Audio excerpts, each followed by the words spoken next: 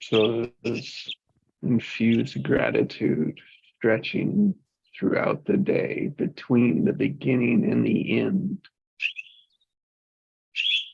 Mm.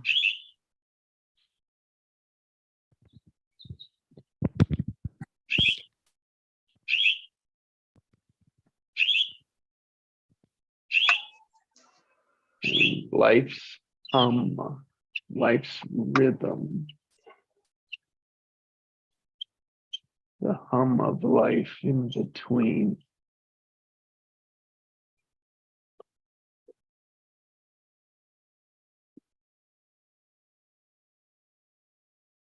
Between 2 points of time.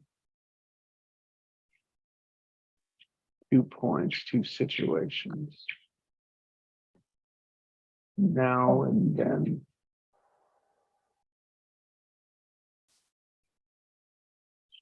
I got this, so I'll share it. There is no end.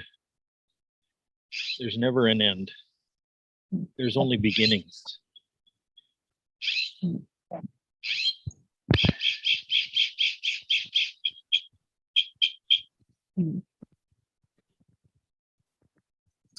Interesting.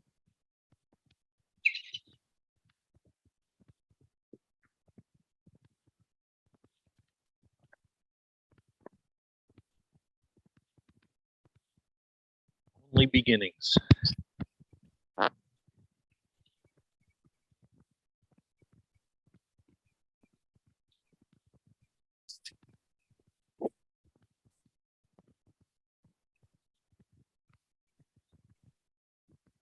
Starting points.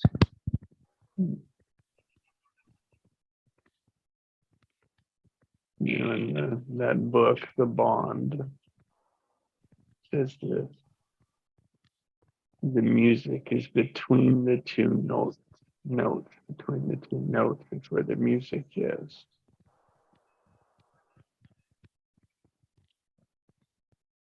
And the life's hum is in between the beginnings. Yeah.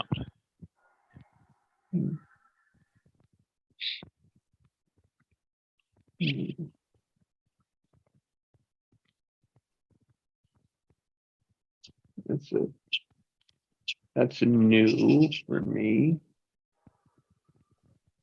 to see it that perspective.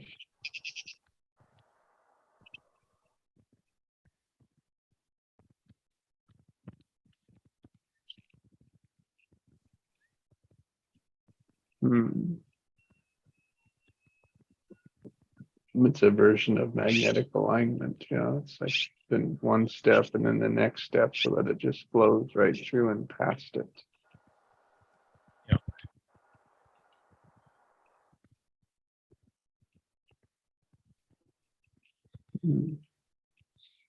And the magnet pulls you through. Mm-hmm.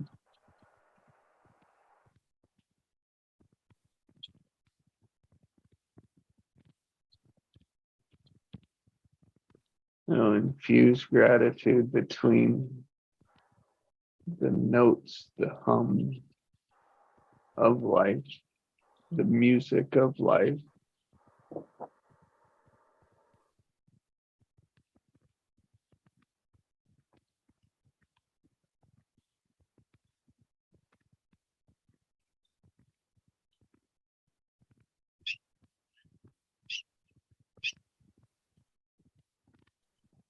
Hi, Allie. Good evening. Good, we got you, Ellie. How you doing, guys? Good. You got me. Managed to clear my browser again. I'm good at that. Evening, Ellie. So good to hear your voice again. Is that you, Alison? Yeah. Yay, you sound so much like Nikki, but I knew it was you this time. That's good. Good morning. I guess.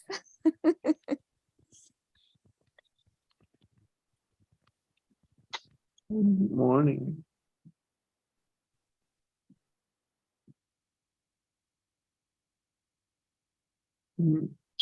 Let's catch Allie up where the words that were used, and let's go in the order we did them.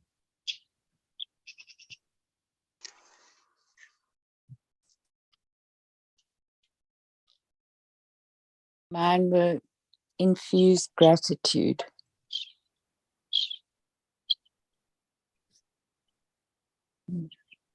Mine was life,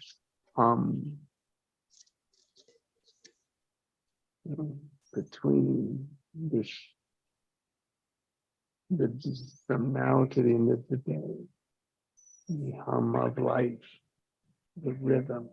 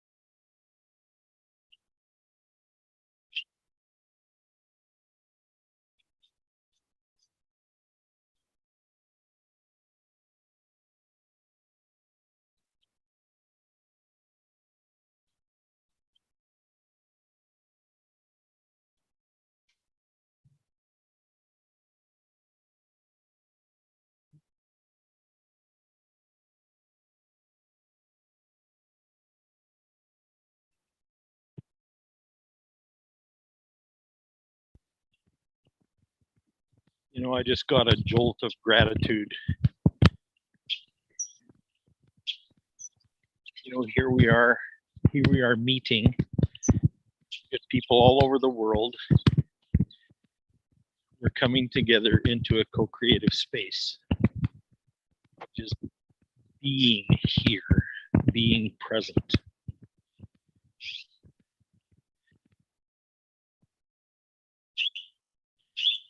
Wow, what a blessing that is. 100%.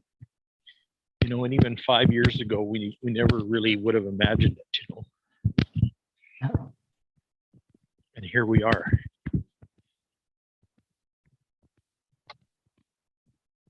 "200 days." You know, like, my goodness gracious.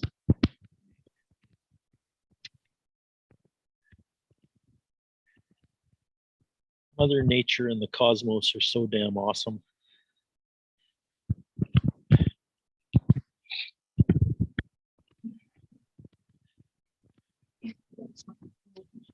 Like, just to be invited into this kind of an experience, you know.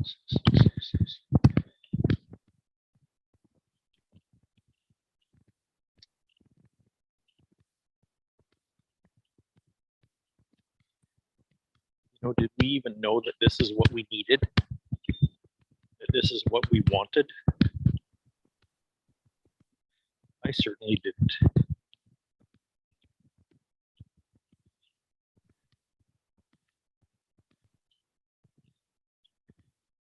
But I'm so grateful that we found it.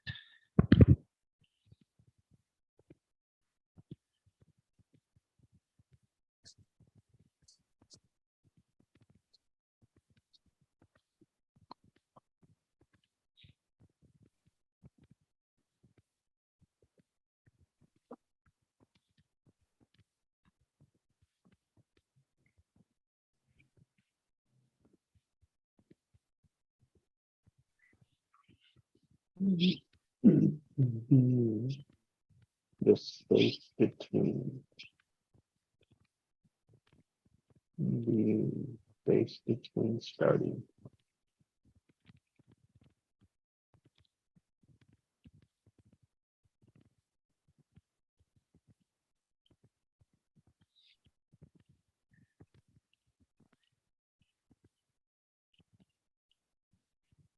You know, the ability to see a beginning when it's laid out for you.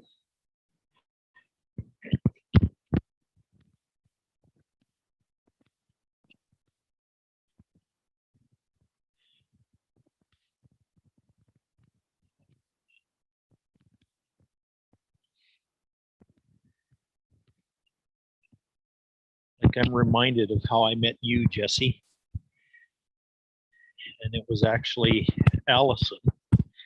I had met Allison somewhere in the MagMind community. I don't remember exactly where, but we talked for a little bit, and she said, "Oh, you got to meet Jesse. You got to meet Jesse."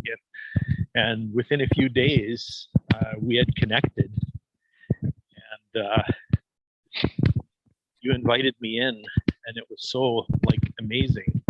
And Allison saw a beginning. Allison saw it. She saw a connection that was meant to be.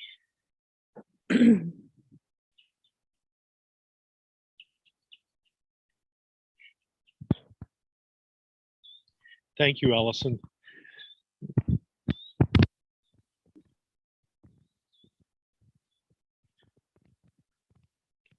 You're welcome, Craig. And the potential between Yeah, the that too. connections, the potential between the connections.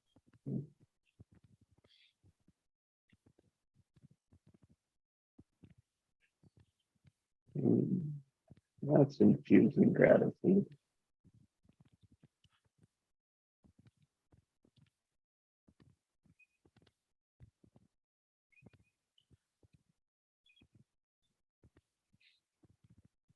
Using gratitude between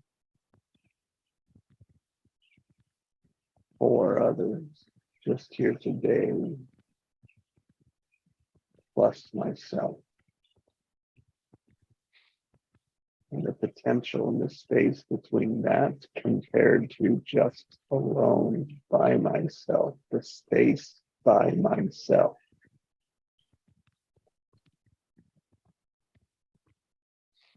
That's infusing gratitude for me.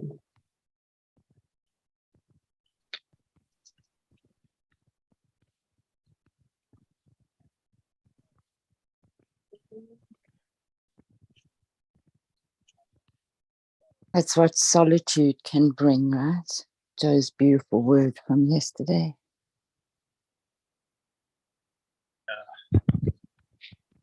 Because solitude is actually total connectedness. As much as you can have at that specific point in time. And then it just gives you more and more and more and more. It never stops. Yeah. It's like swimming in the presence.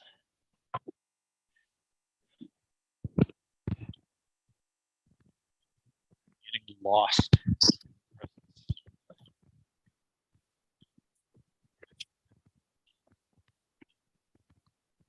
Filling that vast space with something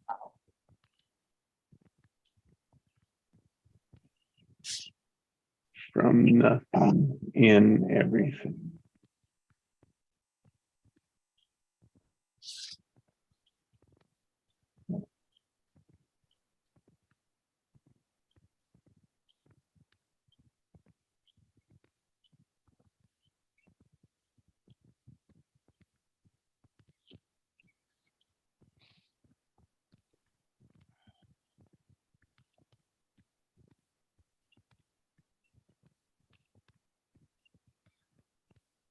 And a new beginning. Shake that funk off, shake that heaviness, that weight off.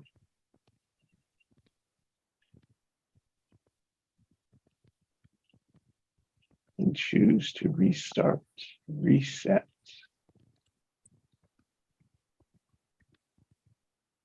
Reposition.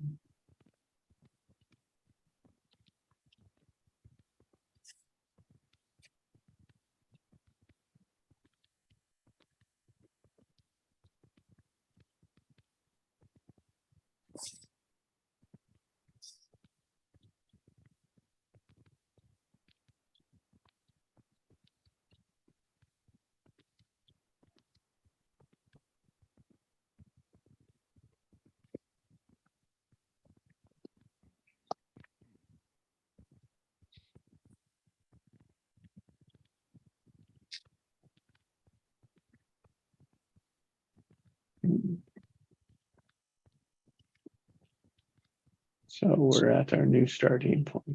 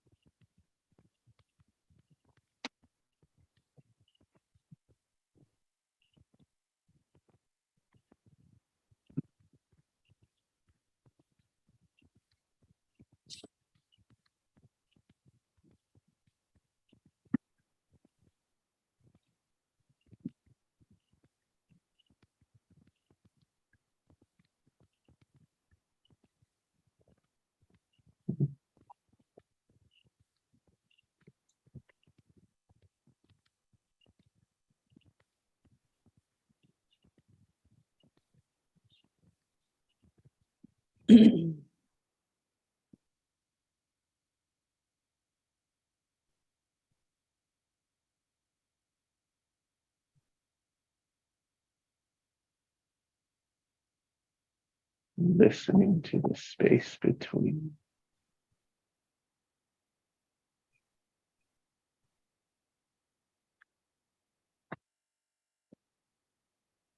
The could space.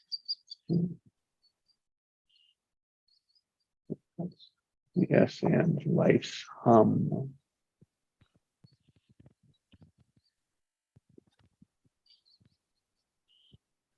Between the last word and the next word.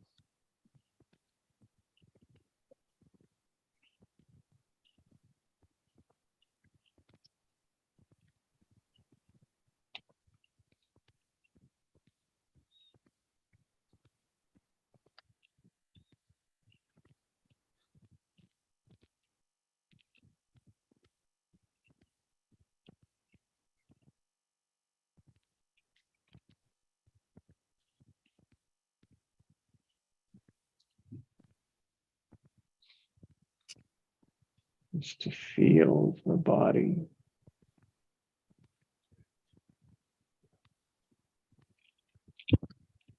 Have a good day, man. Yeah.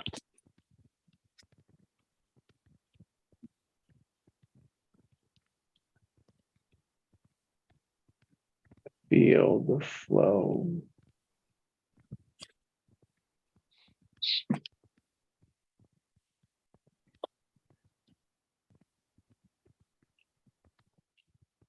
Feel the blocks. The heavy and the light.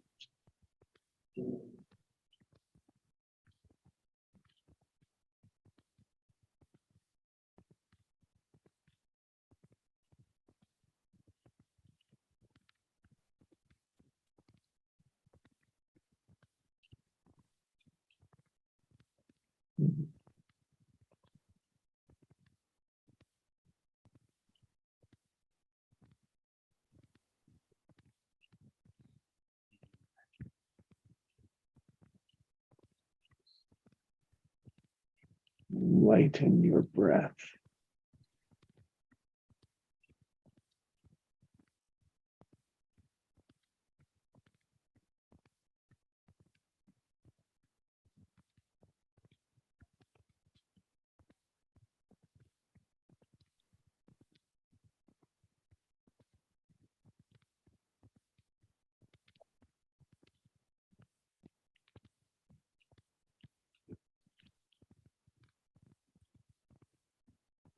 And life becomes lighter.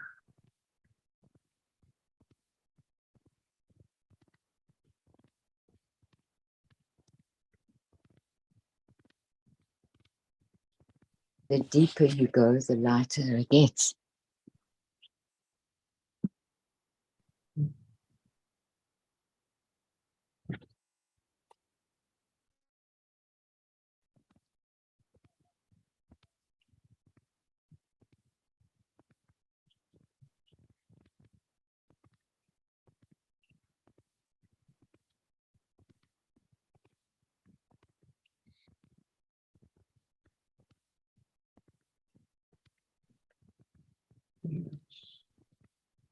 The deeper between space, between breaths, between feelings and thoughts.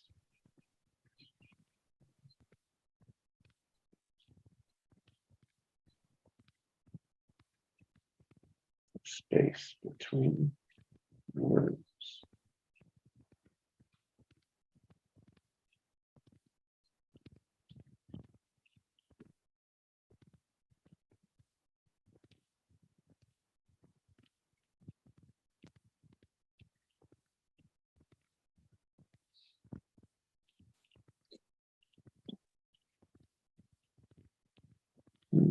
Space of could.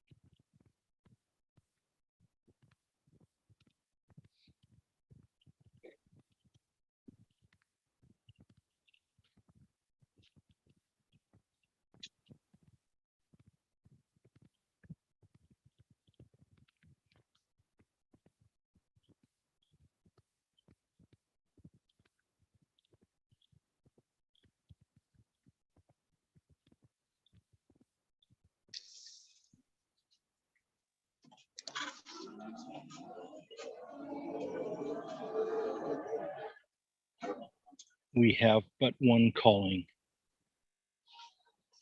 to co-create the world our hearts want to live in.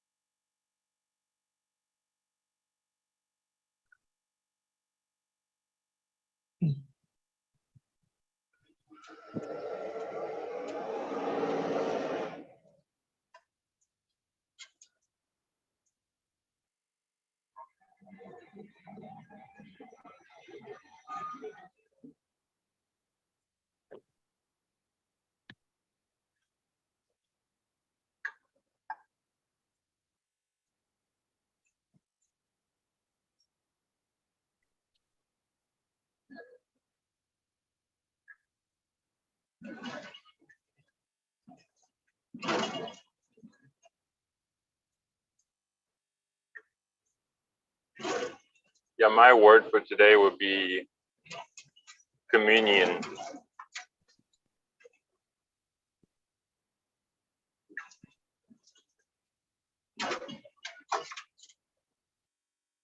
Wow. Communion. Yeah.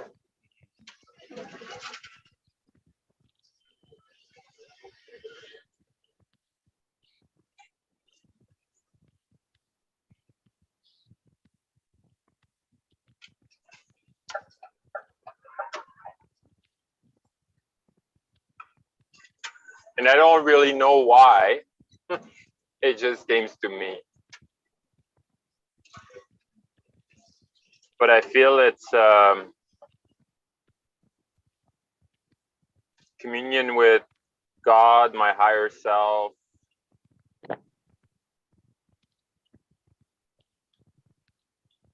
Communion with everything that is and will be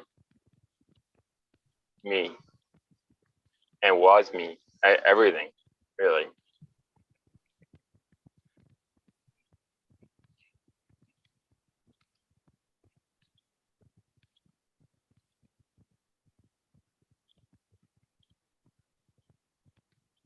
That's really beautiful, Pascal.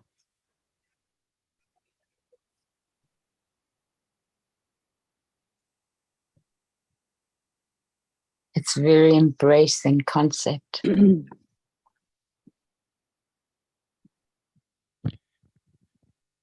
Yeah. it goes with what Craig was saying, right? To create the world that our hearts want to live in. Mm-hmm. And honoring the hum of life.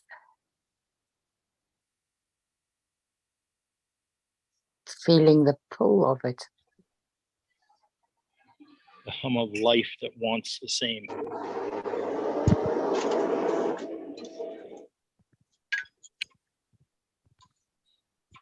Yeah, I gotta share this this dream I had yesterday. Because I mentioned yesterday, we were talking of psychic, right? Craig was like, "Yeah, we're all psychic, you know, that we want or not.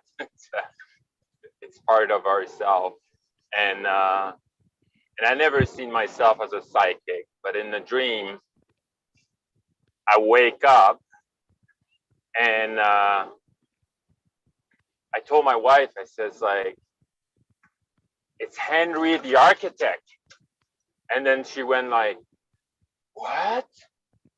How did you know that?" And then I was like, "I don't know. It was in my dream." And then like as soon as I said that, like I never had like my body shaking this way, you know, and I was like, "Oh, maybe I'm psychic." I was just like, wow, you know? Henry the architect. It was just so like random. Because I'm trying to practice. I'm practicing like lucid dream and astral projection stuff, and then you know I'm trying to wake up in my dream, and then like in my dream I was waking up, but I wasn't aware of it. But yeah, I'm completely aware. Yeah, pretty close though. Yeah.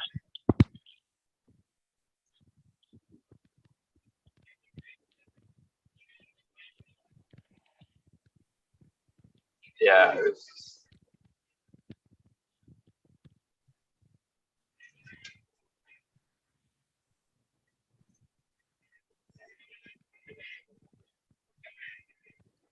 Hmm.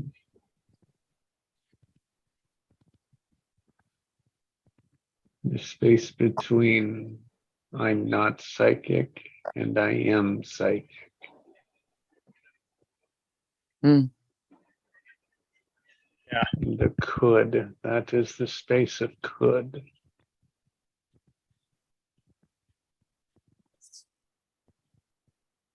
So Pascal, are you coming to believe that you're psychic? Yeah, for sure. Yeah. Coming to that belief. Well, like I mentioned, like I do breath work in the morning, and it's kind of strange because I close my eyes, and then I open them, and then I close them again, and I don't see like my eyes are just open, but I see like the shadow of what I'm looking at. So if I'm looking at mountains, like I'll see the shade and stuff. So it's getting pretty cool. So I don't know if it's my third eye is opening. I don't know, or my first eye, right? You're learning to see energy, seeing energy, seeing auras, and that kind of stuff. Yeah.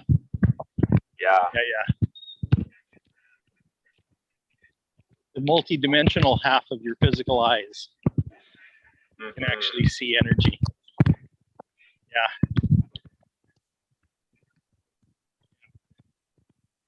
Keep practicing. Yeah, it's something I love to do, right? So yeah, it's fun.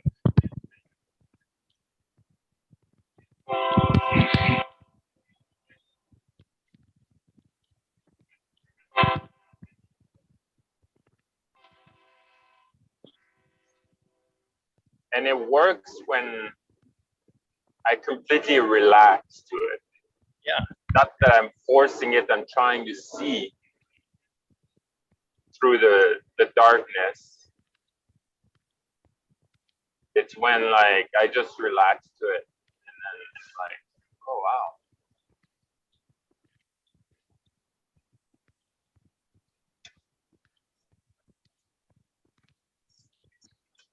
So I haven't closed my eyes and start driving yet, though. No. So you guys are okay. No, I'm still safe.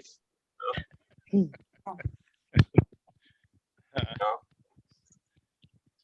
Keep practicing that. Keep practicing that, Pascal.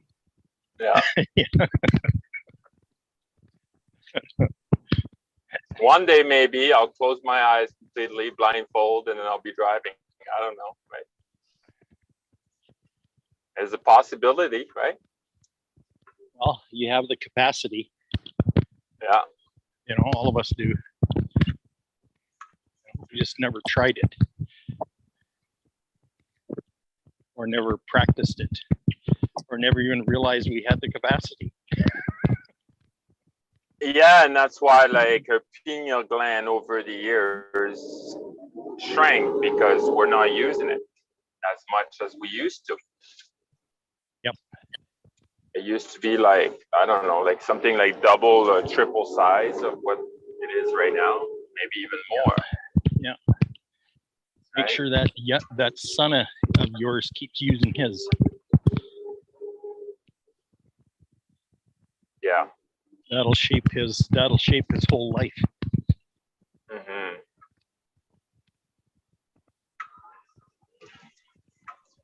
Well, it's like a muscle that hasn't been worked for a while. It's just atrophy, right? It's like same thing. Same thing. Yeah. Same thing. Yeah. So.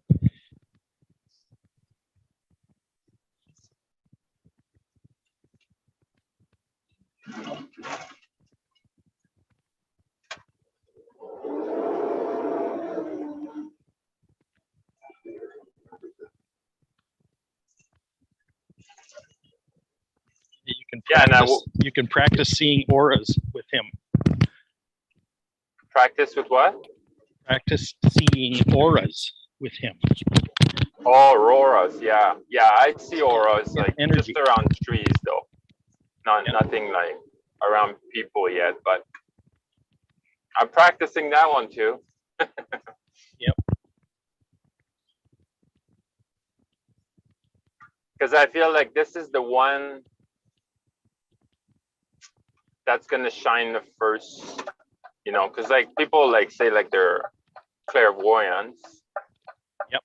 Then they usually, you know, they have one that like it's more prominent, right? Than the other. Yeah. But then as soon as like one open, then like the other ones are pretty close to follow.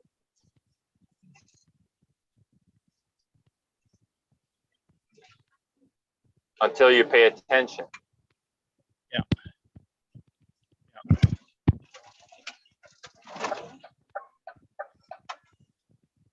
And that has to do with how much you use them and practice them. Yeah. Well, right.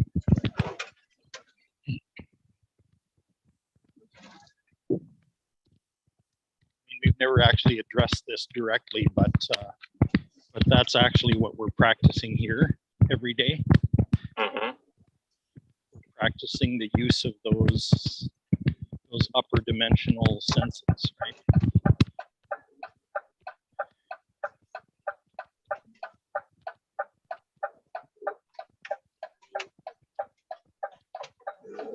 Intuitive sensitivities.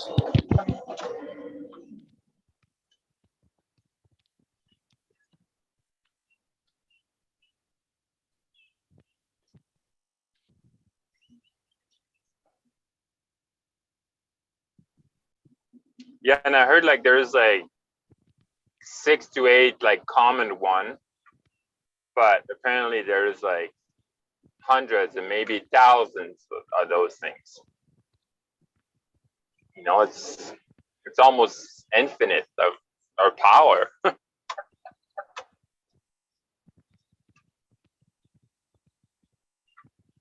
If it's really true that we're only like 2.5%, 3% of our higher self, can you imagine the possibility?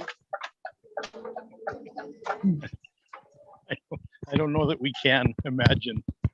No, I don't think you can even, yeah, like imagine with your mind. Can't. You know, like you just mentioned one, like being able to drive telepathically without having to use your eyes. You know? Yeah. I mean, that's a possibility for sure.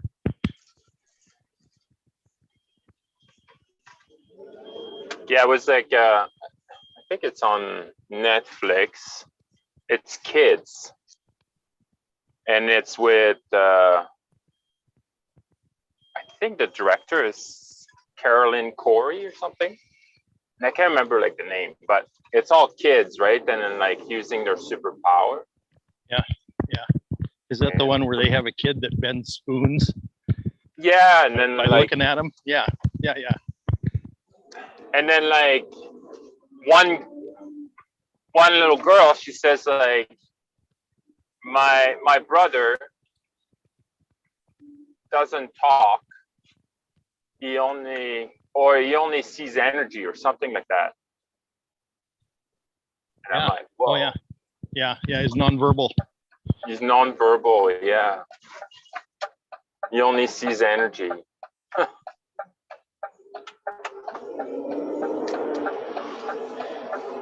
Well, like imagine like how more useful it is to like speak telepathically, right? You don't need to know any languages.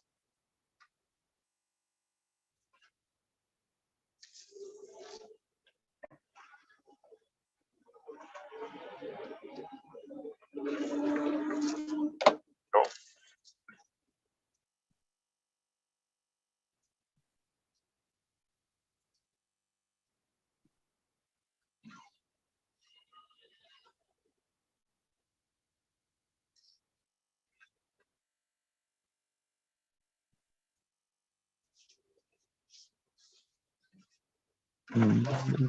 That's what we practice here, right? Is in that silence, slowing life down to explore the could, to begin to listen to those unique aspects. Maybe those unique voices, words, symbols, feelings, and express them through our words. Yeah, do our best to express through words, but yeah, you know, it's a lot of time like it cannot be expressed with words. no. Our vocabulary is limited. It is.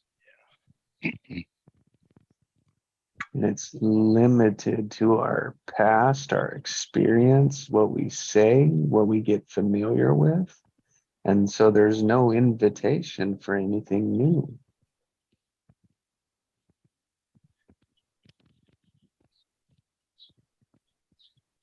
See, that's what I was suggesting about seeing auras with your son. What you can do is you can go to a dollar store and pick up some blank white paper and a box of crayons, and you can start communicating with him that way. Like you can draw, if you said you saw aura on a tree, Yeah. draw it for him, and then give him the crayons and see what he draws. Because you're telling him that that's what you see, and so he sees the same stuff, but nobody's ever asked him what he sees. Right. It's totally nonverbal. This is all totally nonverbal. Yeah.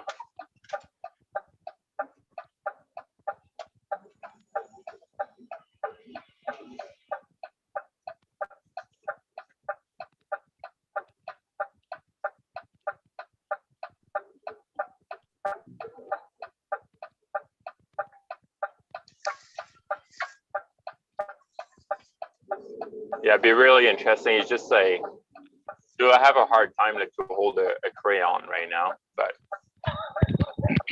Yeah, but who knows? You know what I mean? yeah, maybe using his if mouth. he watches you do it. Yeah, I know he's really young right now, right? But yeah, all this stuff quite happens young. so quickly. Like Yeah. they get verbal very quickly too.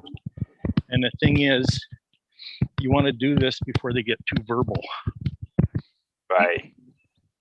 So you can demonstrate and show, you demonstrate what you see and you demonstrate how to color it. And he'll pick that up right away. Mm. As soon as he can hold a crayon, he'll be able to do that.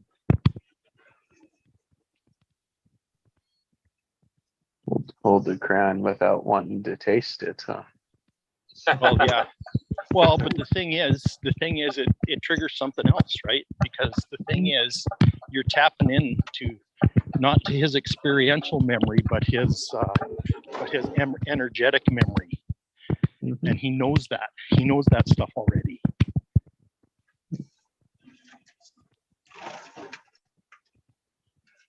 He's known it since before he was conceived, even. Think of all the things that those babies grab and pick up, and then we tell them no. Well, yeah, exactly. Put in their mouth. Hey, I had a stage there where I was using crayons on a wall. And holy crap, did I get in shit for that?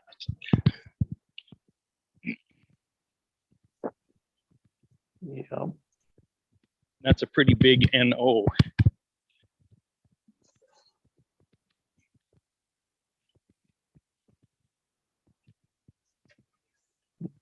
Just a big canvas, that big white wall. Yep. The big white wall needs some color.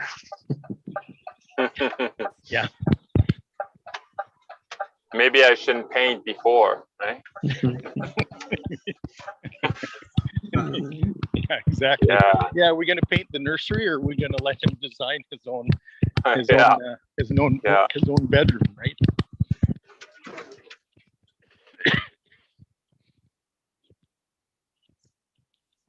Yeah. You can even do that with. You can even do that when he's a little older. You can do that with paints. Let him do it, and then you can put a clear coat of some kind over top of it. Or keep it going. It's like, well, when you think about it, what's the big deal? It's paint. well, exactly. Exactly. It's just, it comes with their attachment, right? Like, it's just like, oh yeah, well, I just painted, Right. Our houses have to be this way, and our environment has to be this way, and all this kind of stuff, and it's just crap. Yeah, well, when you you work on your attachment, and when you have no attachment to like the color of your wall or whatever, the house and stuff, like, you're like, who cares, Yeah. But like, I remember like I've got like a miniature Austrian Shepherd, right? And his thing when he was young, he eats the drywall, and I see holes everywhere around the house, and I get mad and mad and mad, right? Because I'm tired of patching holes. But I really feel like, you know, because I was getting mad, then he was keep going.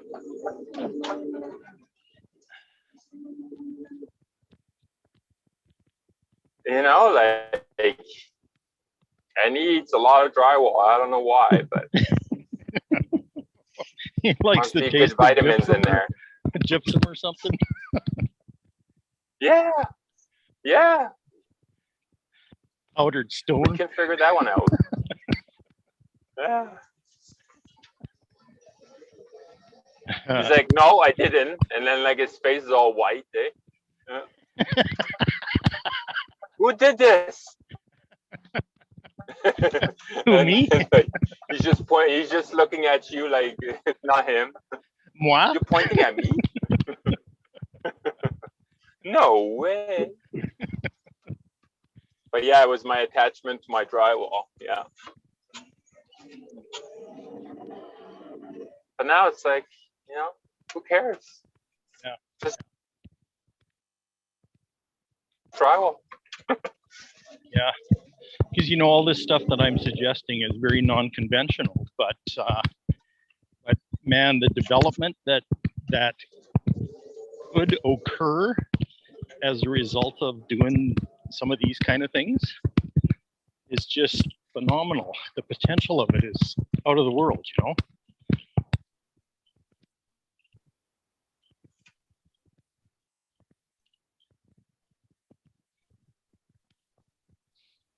Learning the power of your uniqueness.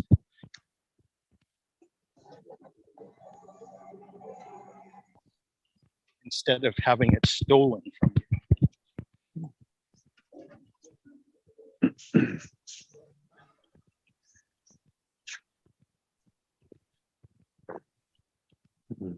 you. By believing we has to be the same, similar, like others. No, it's the uniqueness. Yeah. And over the past few weeks, especially, I'm coming to understand the power of that. Like this book that I'm writing. Only I can write this book. Nobody else can write it. Mm-hmm. And that's because I'm unique and my experience is unique. And my soul itself is a unique expression of communion.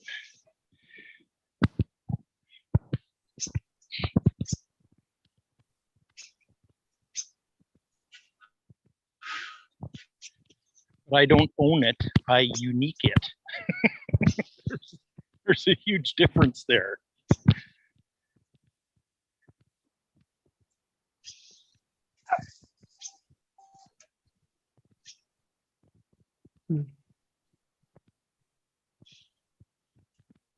Yeah, you're unique. That something is unique to you.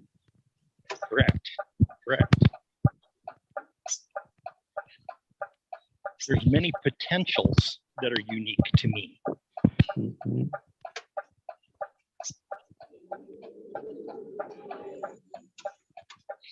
Unique potentials that only I can transform.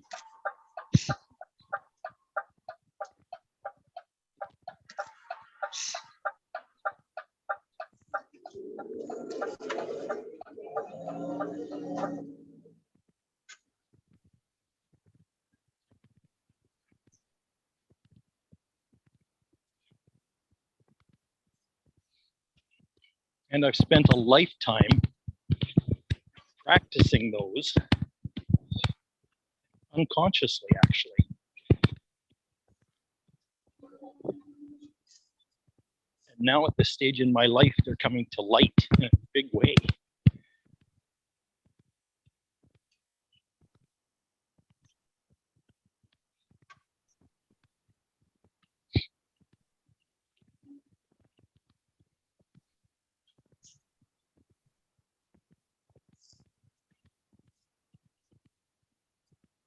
Life and experience shapes our potential.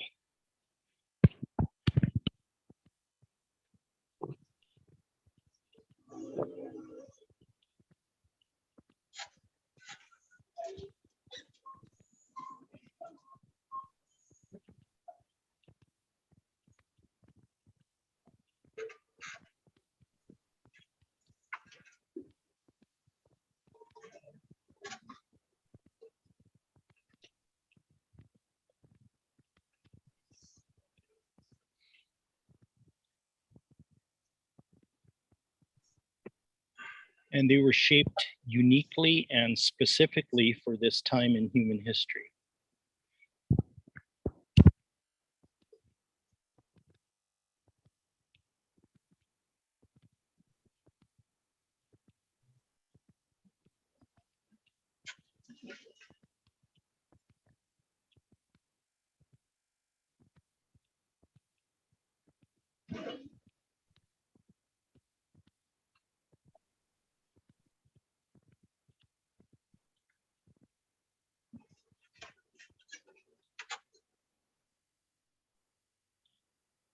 So many factors shape this uniqueness.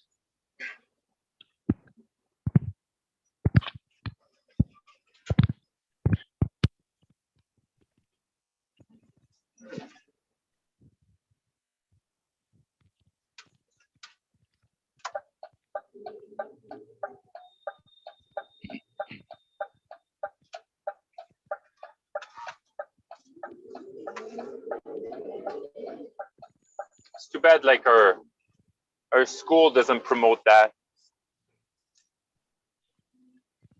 yet. To find our uniqueness.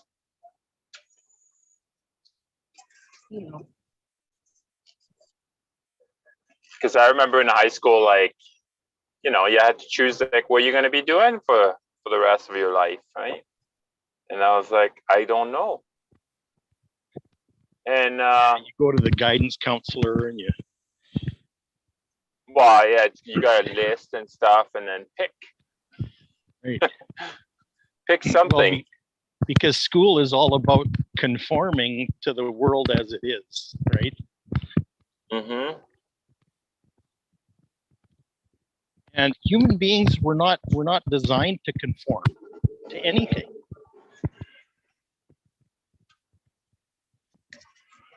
Yeah.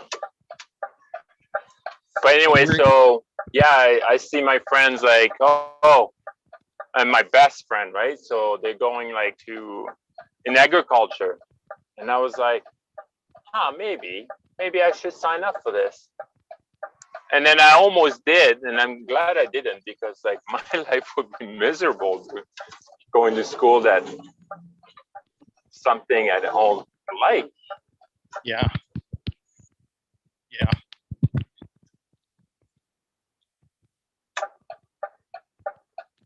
But like if we were to say practice intuition at school,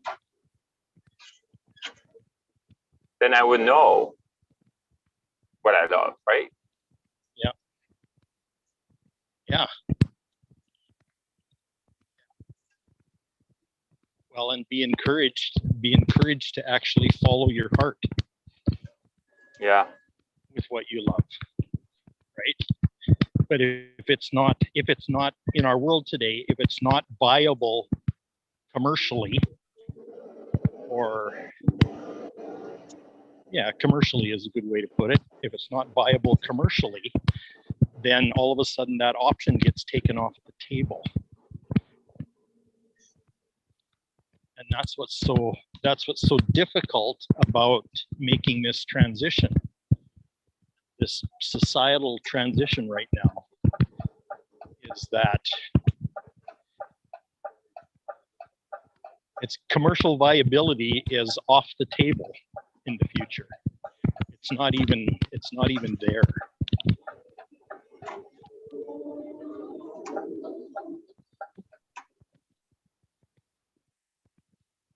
We don't require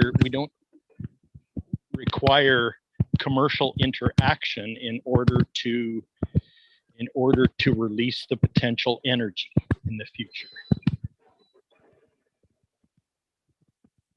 But that's what's happening right now.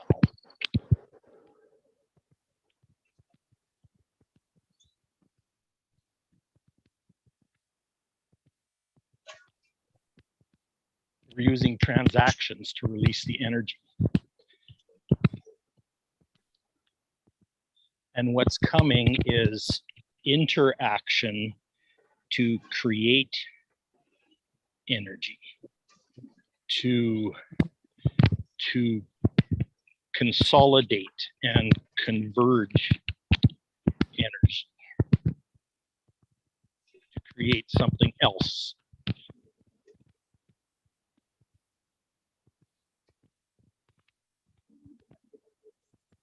The mechanism of it is totally different.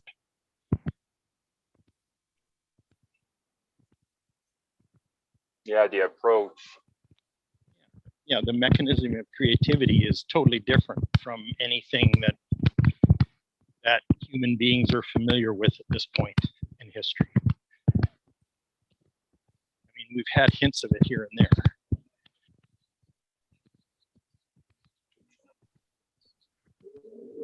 But a lot of them have been squashed because they weren't commercially viable or weren't deemed to be commercially viable.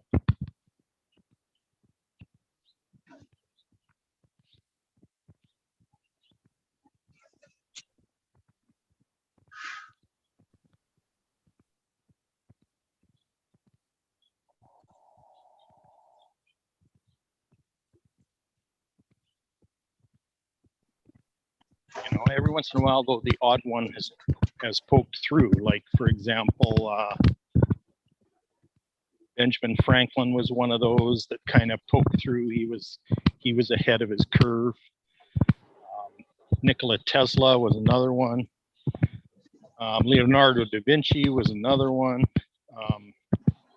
Steve Jobs was another one. Mhm.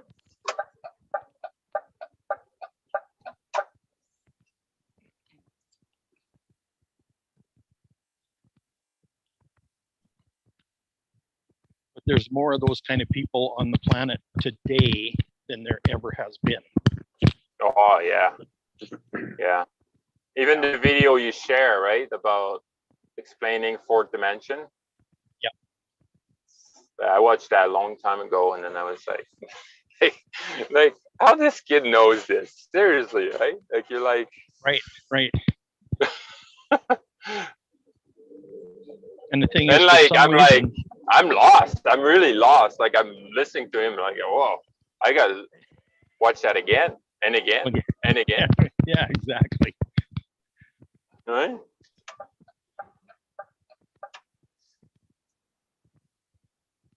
Yeah, because he's speaking conceptually in a language that we're not used to using. No.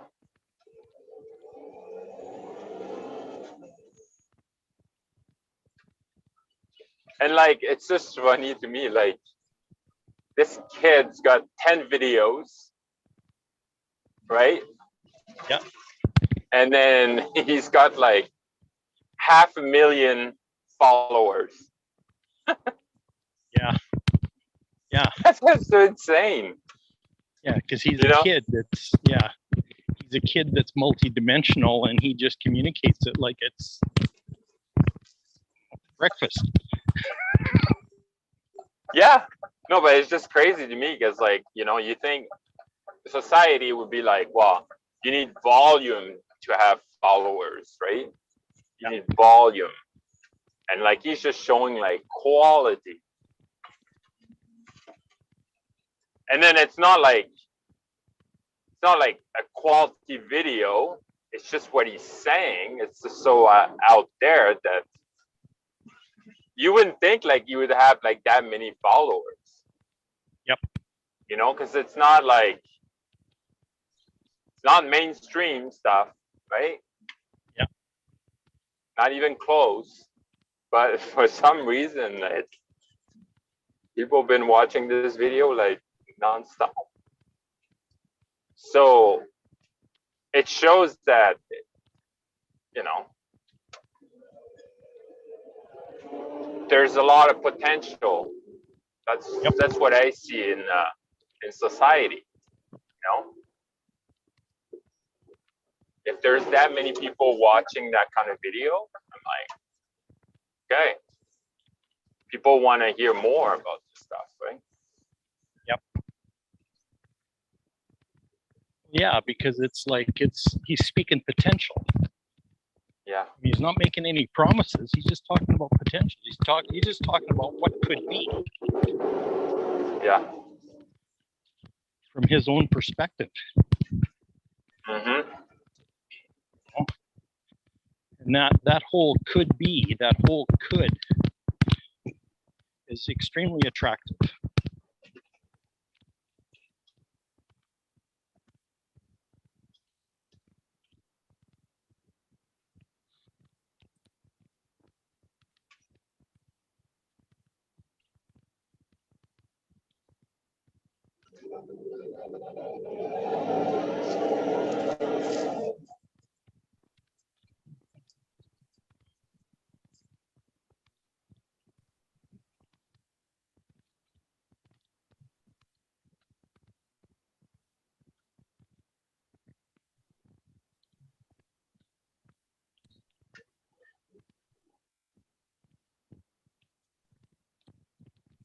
It's a huge electromagnet that pulls everything in.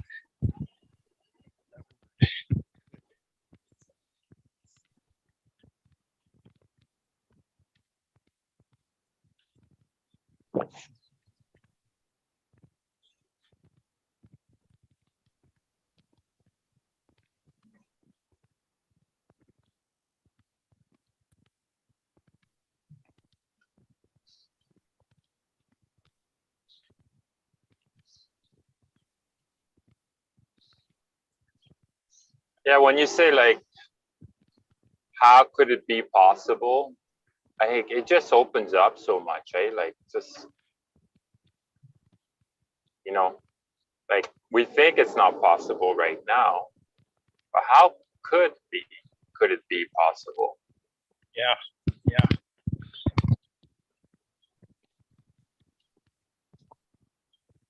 And then sitting in the tension. Mm-hmm. Letting the question answer itself. That's right. Because our tendency will be to use our thinking mind to create the answer. Yeah, That's the tendency. that's And it is that's just in the way. something it's the same thing then. Yeah, It's something we've already tried and done. yeah,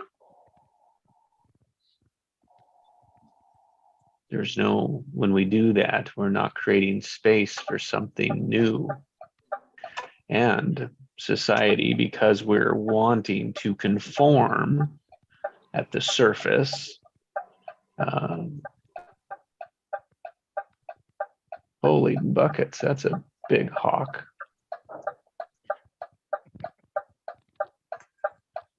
Baby hawk. oh, cool. And yeah, we think like we create our future, but we create more of our past. Yeah. Yes. Oh, Yeah, we so keep good. recreating our past. Yes.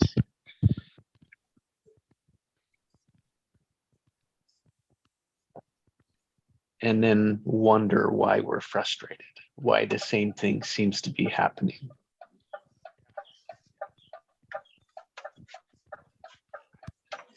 Every day you don't create a new future, you're dying. It literally kills you to not do that. Yeah. And when you can zoom out of it, we're just conforming to what society has trained us. Because we said, oh, that's the way to do it. Because just from a young child, your friends were signing up for that. It was like, I guess I'll do that too. Yeah. And if you look at those lists of, like, if you think about the guidance counselor that brings that list of things to do, like places to go, people to become. It's like as a child, as a teenager, we have no idea what that means. Mm-hmm. They're just words. Yeah.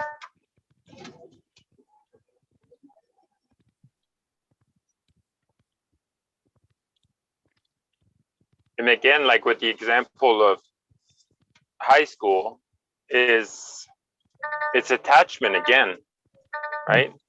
I don't Yep. want my friend to go somewhere that I'm not going, Mm, even though like I wouldn't follow my passion, right? that's right.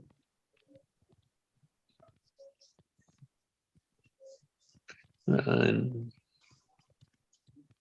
yes, and we think their passion's going to write a note and drop it in our lap, and open it up, and there it is, like it's completed and fixed and ready to step into. It's like, no, it's always there ready to step into. It is the could. It's the could of it all. It's the what could I do today with it? What could I? That could creates a whole new structure, which means we've got to let go of let go of our attachment to the old structure.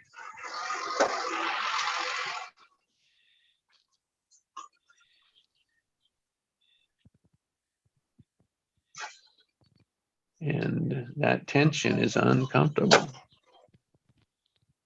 Yeah, because it's unknown. Unproven. But here's the other side of that. Uncertain. Yeah, uncertain, Mhm. unproven. Here's the other side of that, though. We're actually designed to dwell in that unknown space. We're designed to be in there 24/7. That's right. That's why, yes. So it hasn't always been this way, is what I say to it. Correct. It hasn't.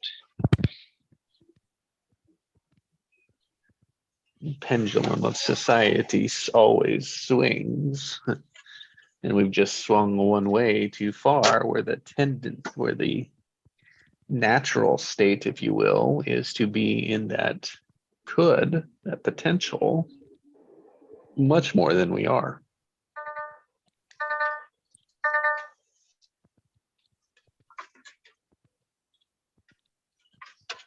So much so that it's the children, like we all start there as children. I mean, that is, if there's nothing more obvious that is correct than that. Yeah.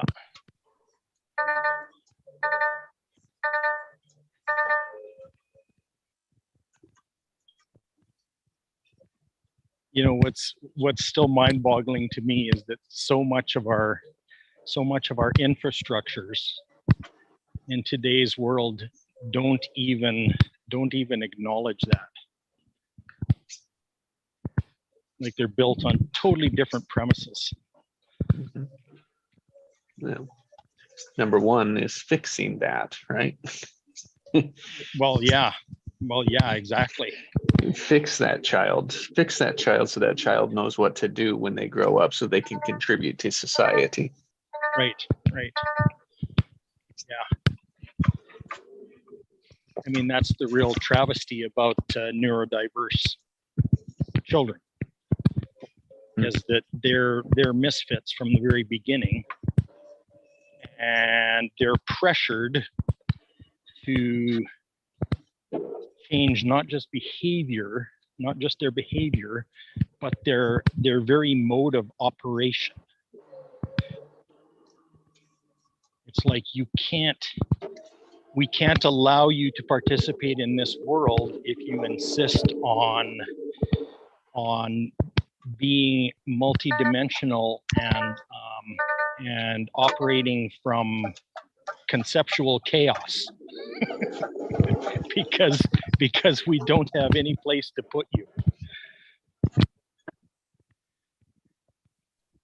And so it's their operation mode that's attacked, more than anything else. In fact, I just saw a post on Instagram yesterday about the projected life expectancy of a neurodiverse person is something like, I think it was 57 or something like that. Neurodiverse people tend to die young. And I went, well, no kidding, because there's pressure on them. What's very interesting is these multidimensional senses that I've been talking about, like clairvoyance and all those kinds of things. Those kind of things only work when there's no pressure. Yes. Right. Yeah. Okay. Yeah. I see it to myself, right? So Right. when So I you got relax to it. Yeah, exactly. So when you got these neurodiverse people, you have these neurodiverse people,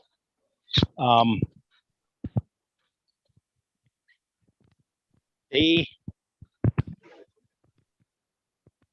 actually they operate inside that environment all the time. Mhm. Okay, and so when you put pressure on them, their very ability to live is taken away, because that's how they operate. They're designed to operate like that, and they can't operate any other way.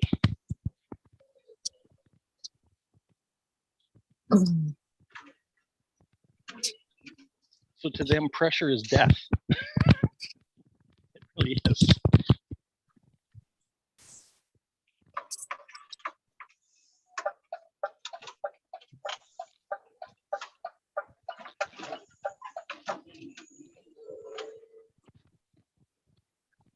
Good morning, Nikki. Hi.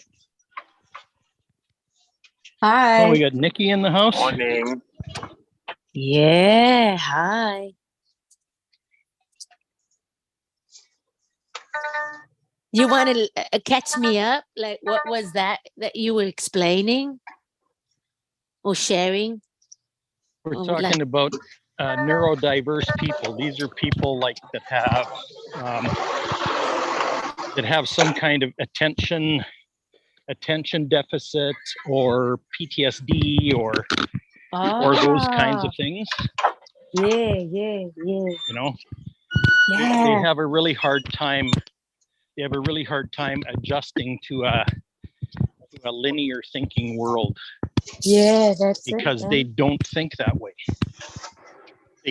Some of them can't think that way. Yeah, that's it. I mean, some of them can't even use words. They work completely. They operate completely non-verbally. Wow. Yeah, exactly. And so what we were saying is to put pressure on these people. We're talking about the estimated lifespan of a neurodiverse person is under 60. So the reason for that is because they're constantly pressured to be linear, and they can't be. Some of them can't be. And their superpowers don't work when they're under pressure.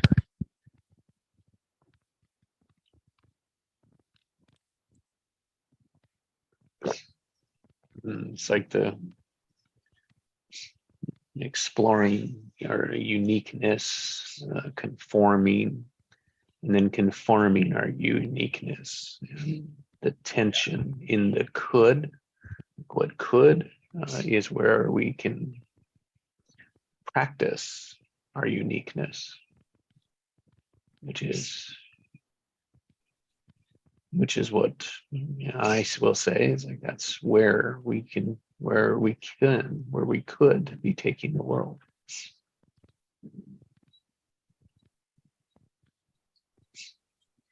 Yeah, I heard my neighbor, Melissa, she's actually a very good friend of mine. So we have the Canada smoke that's come over New York, and it's really, really bad. I mean, you can't actually see the sky. Like you can't see anything. Literally, it's like yellow. It's actually yellow. If that's the color, it's showing up, but it's yellow. And it just came dawned to me like literally in my apartment. It was really, it's just like, yeah, wow, there you go. You take so much for granted. You go outside multiple times and it's the blue sky and beautiful, summertime, and it's, whatever, blah, blah, blah.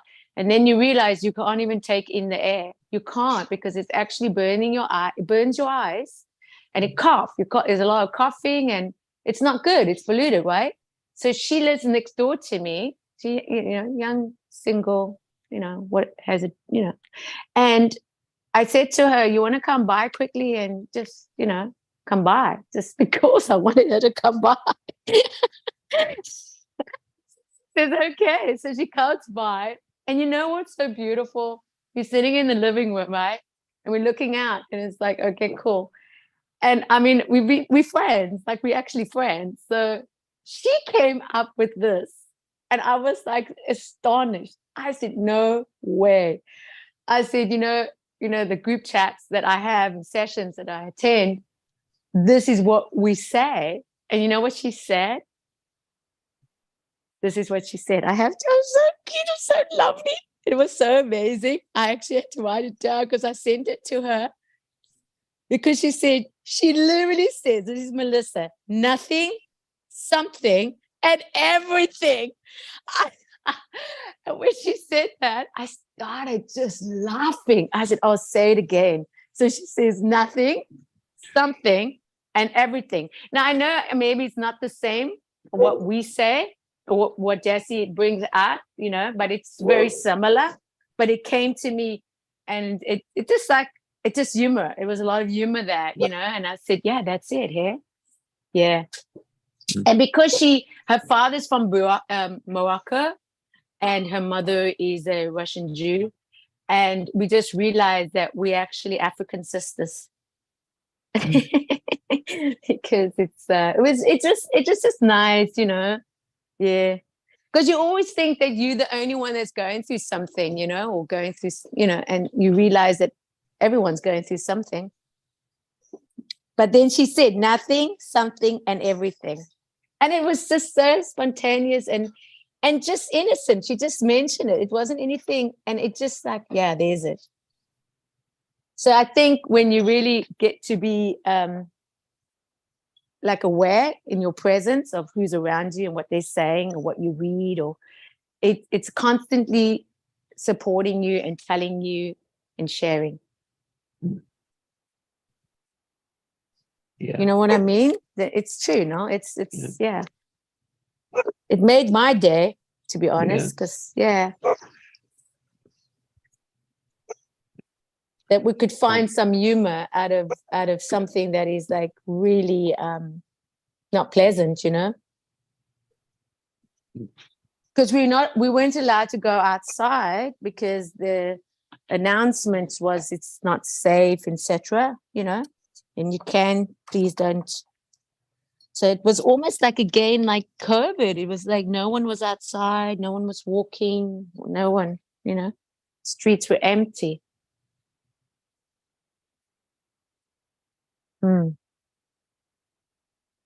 It's a little better today, but it's a little better today. But is that what we use? That's what we say, don't we say that? Alison always used to repeat it. Like, isn't that like, that's what we say, what we did say? Nothing, something, and everything. Isn't that it? Or is it different? No, it's what it is. It's nothing, something, and everything. Yeah. That just gave me a lot of clarity yesterday. Hey, wow. And I just love the words. It brought so much, meaning to everything. And our words are so powerful too. And like I said to her, I said to her that, we actually start the day, the morning or afternoon, evening, wherever we are in the world, because we're all scattered around. I was using all our words, it was so nice.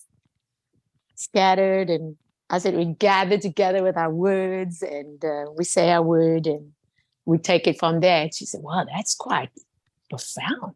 I'm telling you, it's very meaningful. I said, you can always join us if you want to. She said, oh, okay, I'll think about it. I said, it's open invitation. You don't need to be, you just have to show up. So I said, okay. Mhm. She says, okay, I'll think about it. Because she thinks it's like everything that I am, it finds it like she knows me because I'm very vulnerable with her. I really love her as a person because I realize that the people that I've connected through the years, why I felt so strong to be around them is because now I understand that, you know, there's a person leaving the building this month, and I had a great connection, and it was just beautiful, just lovely. You know, you just don't want to leave their presence. You know that kind of environment that you still want to stay. And then I Yeah. realized, oh, now I understand, because there's various things that we're sharing, and there's various things of self-healing and in it, just not in the sense of what they do, what they don't do, but it's just a outlook on life and what they've been practicing. And I went, now you gave me the meaning of why I felt so strong, because or felt so happy when I saw you, and loved chatting, you know, and loved to have that little conversations when we could, you know, connect. And then you realize what I realized yesterday, that gives all the meaning of the journey of you going through life and you don't know why these things that are so magnetic, and it's sort of overwhelming. But then later on, I always say later on, you get to find the meaning. And I feel that this is the meaning of life that we are experiencing.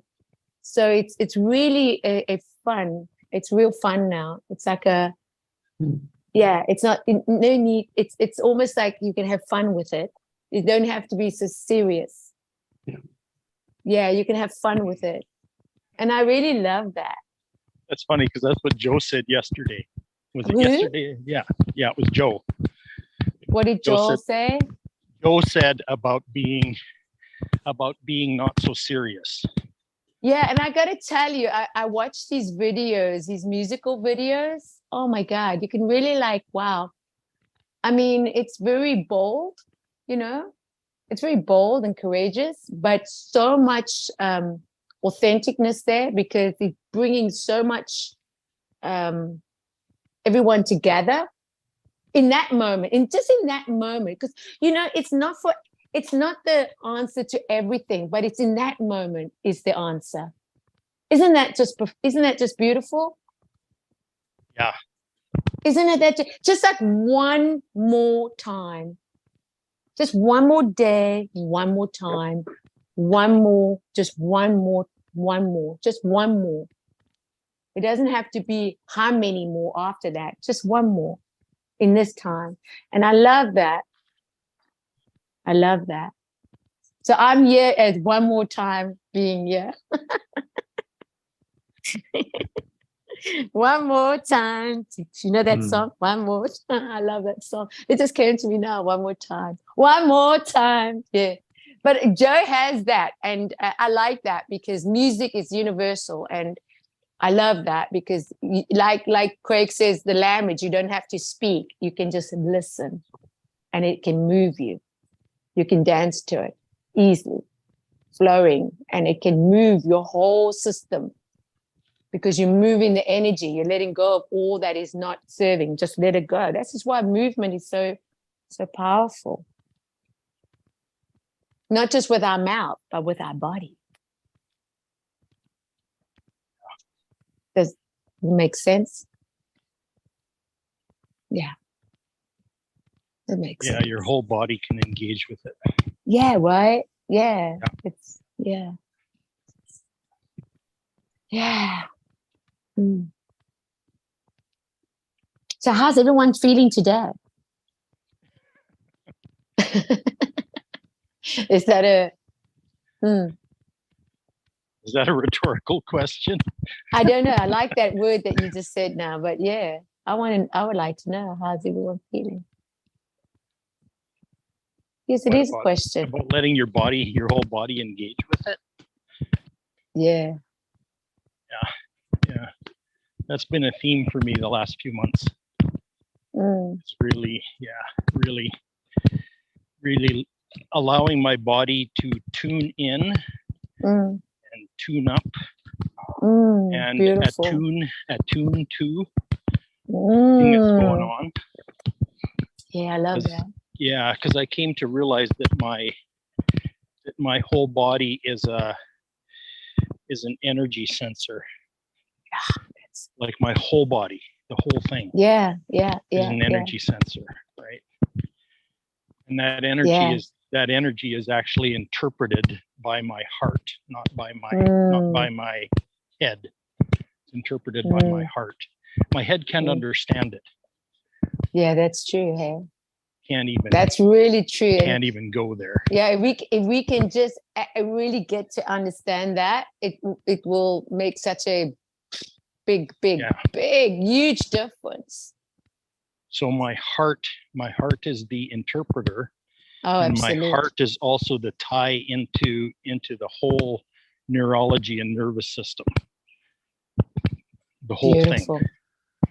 You know, so the neurons running Well, around my heart are a lot more Yeah. significant Mm. than the ones in my brain. But isn't the heart 5,000 times stronger than the mind when it comes to energetically? It's Energetically, yes. how yes. many feet apart when you can come in and your heart can expand for how many feet? They say, I think, is it 15, 20 feet? Yeah. You can, yeah, something like this. Yeah. And it's where your heart is where your magnetic monopole resides. Yeah, it's beautiful here. It's a big attracting electromagnet. That's it, Smack right? in the middle of your heart chakra. Yeah. Okay. I like that, Craig, because you know what? Heart to heart. This is what came to me. Heart to heart. Because that's the beauty when you say, I listen to your heart or I hear your heart. Yep. When you have a conversation with someone. And then you can say, I hear your heart. And that's a beautiful thing when you can hear someone's heart. Yeah. And not their actions. Conversation is energetic. Yeah. So you go into your words. heart. It's not the words, it's about the energy in them. It's the energy. Yeah. So the energy communicates. That's beautiful. Yeah. Yeah. And you go into your heart, and then when you go into your heart, drop in your heart, then you can see somebody else's heart. Yeah. Only your heart can hear the energy of the words, right? Oh, I like. Yes, your physical ears can hear the words, but they can't hear the energy. Your heart can hear the energy. So I love that because the heart chakra has, as you know, has a sound called yum. Yes. Yum. Y-U-M, yum. Yes. And this is like a beautiful,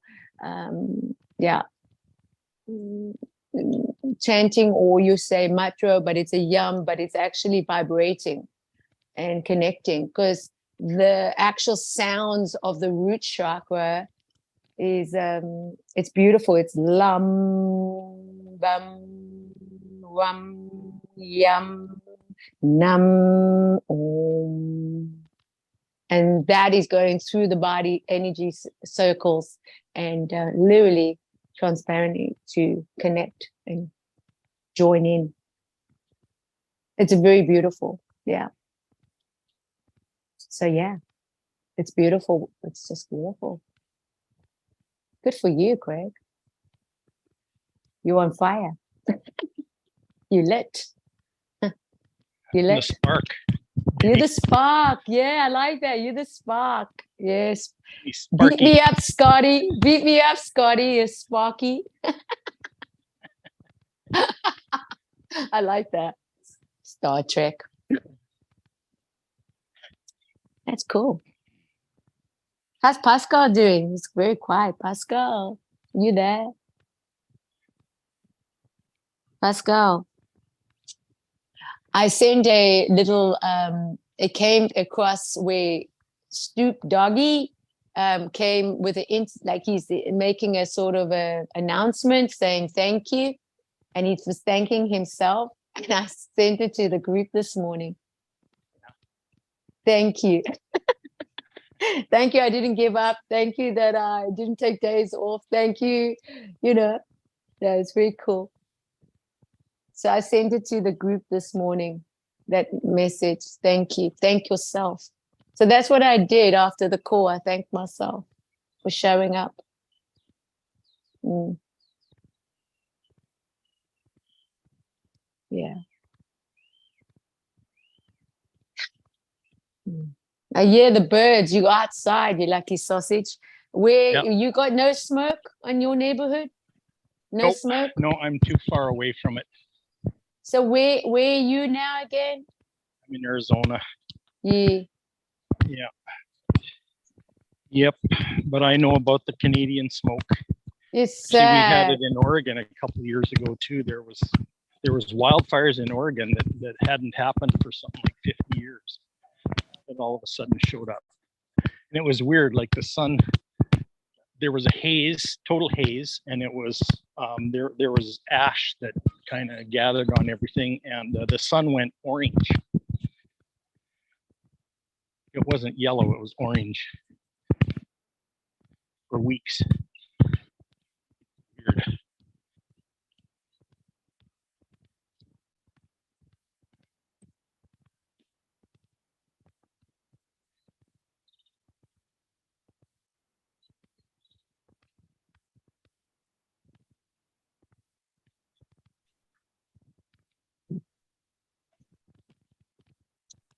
Thanks, Yeah, Nikki. the sky's pretty I'm doing clear. well. Yeah. Great to hear you, be with you. Loved your shares, your wisdom. It was connecting into, I was relating it to the word I brought in today was just life's hum. Yeah, just gratitude for life's hum and listening, like in the attention of it, to the energy of it, the emotion of it. And so that's what coming in somewhat heavy this morning, and just not knowing why, just to sense the truth of it is just it was a heavy moment. Yeah, heavy in it, heavy as a stress, like building, tension building up, resistance building up. And it's just that's as things don't go or are going the way they are going and not around to the expectations. Well, really focusing on those that aren't rather than focusing those that are. And so coming into this group, this session, working, gathering with each of you, can let that go, can release it, can find the coulds, like what is good, what is working, what is. And then also just looking at the coulds, those that heavy, that stress, that part, the things that aren't going, looking at what could be there, what could be, what could change. And so in that is just the hum of could. And Pascal shared with us this morning, communion. Like that was his word, communion. Like in that is our communion together.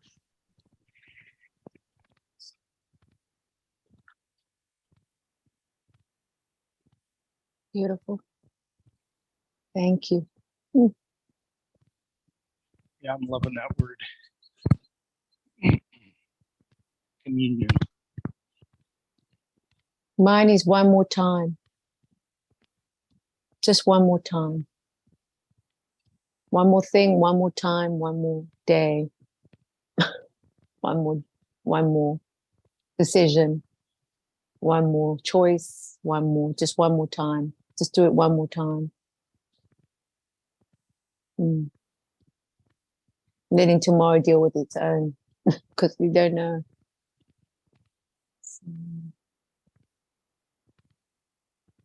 That's beautiful. One, union.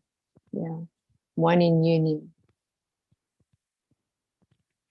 And that's why it makes it so it can change instantly when you come around energy or come around an influence that can let you see it in a different light, in a different perspective, because it's just human nature that we're still dealing with. And you can't change, you can only change what you can. Have a good day. The goodies are very powerful, because that's when you can really say, what could I see today to make a difference one more time in somebody's life, in my life, in a decision, a choice, whatever. The loved ones, a stranger. Because you never know. Hey? I'm loving your energy right now, Nikki.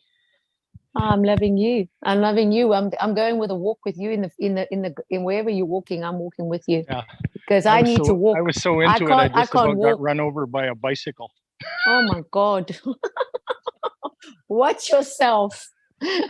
Stay on your feet. Don't start flying now. Well, I was on my feet, but I was kind of in a trance. Oh, I know. Isn't it true? Eh? It can get like that. I tell you. I walked past Totally. my friend, and she said to me, Nikki, like that. Honestly, it was like, wow, where was I? I don't know. She said, where were you? I said, what do you mean? She said, I was calling you, and you're just walking. I said, oh my God, eh? I was really but that day, I knew I was in my head trying to just figure things out. And that's the whole, that's just, till you get somebody like shouts at you and get, hey, wake up. Where are you? Get out of your head. Yeah. It happens. Eh? Mm.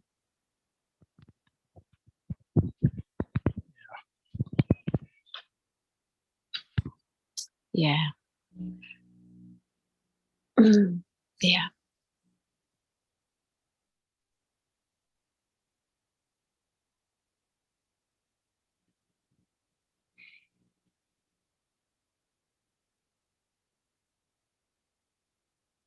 Sitting down now, so I'll be okay. Are you sitting? Yeah, I am now. Oh, nice. Are you sitting on a bench? No, I'm sitting on a chair. Oh, very nice. Actual chair? Yeah. Outside? Yeah. Are you in a park or something? No, I'm back home. Oh, you're back home. Oh, that's nice. Good job. So you've done your For walk. almost 2 hours. Wow, that's great. Yeah, Wow, I think that's go out again for a bit, but anyway, yeah, it is great. wow, that's really good. Good for you. Oh my goodness, it's wonderful. Yeah, this works best for me when I'm walking. I agree, because it's beautiful.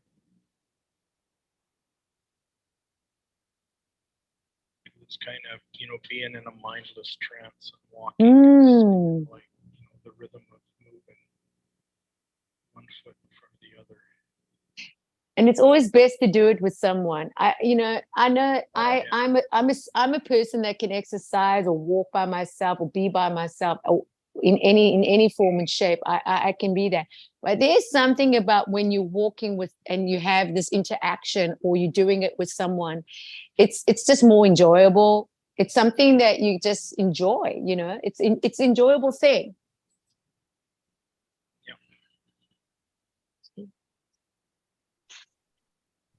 I speak best when I'm walking too. Yeah. Like if I'm teaching a class or making a speech or whatever, I will tend to pace, tend to move back right. across the platform.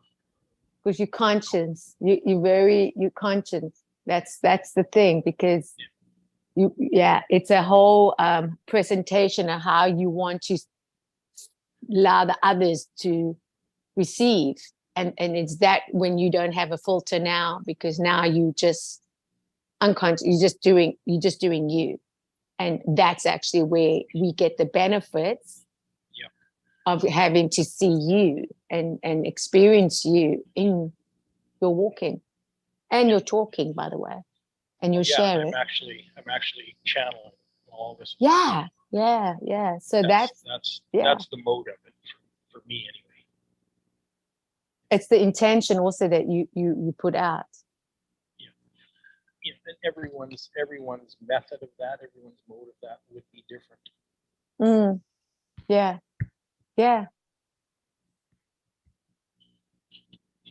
So I understand that. I've been doing a lot of contemplation over the last couple of weeks about speaking to groups of people, speaking towards groups of people, and kind of building a brand around that, what it might look like, and all of those kinds of things. Nice. And one thing I've realized is that because the messages that come through me are so non-conventional, like that whole brand has to be very, very unconventional, very unique, Explainable. very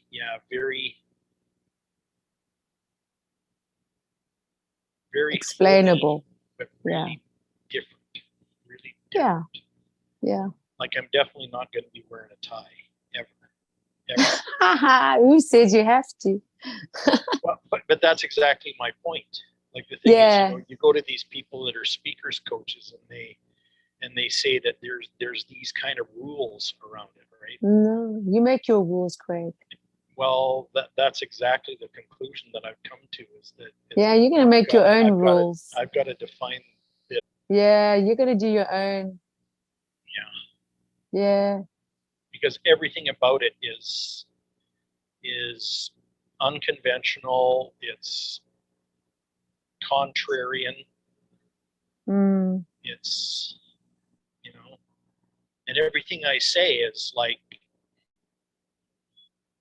none of it's conventional wisdom, baby. It's just not that. So it's like if I was to wear a suit and tie and then deliver the stuff that I deliver, it would be like hitting people over the head with a sledgehammer.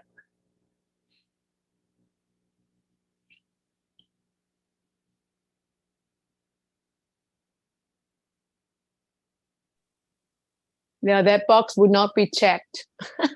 Yeah, well, yeah, exactly. Exactly.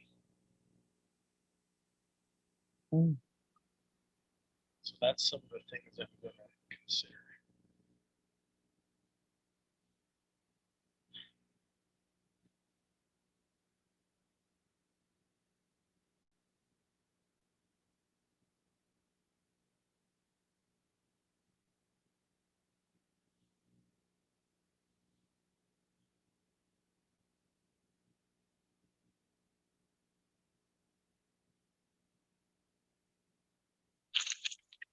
I'm here. I'm just making breakfast. Yeah, no problem.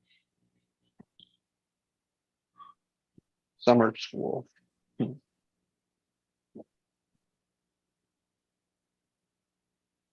so these hours, these first thing in the morning hours for me, it's just really, really valuable.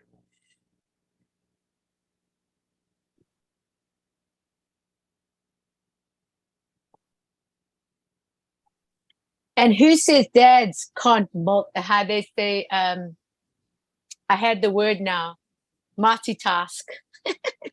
Who says they can't multitask? Multitask, yeah. Right? Who says? Pure genius. Multitasking is my nature. Multitasking. There you go, baby.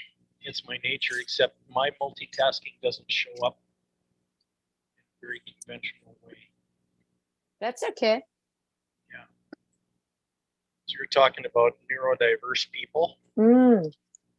Like I've got about 100 thoughts rolling around in my heart all the time.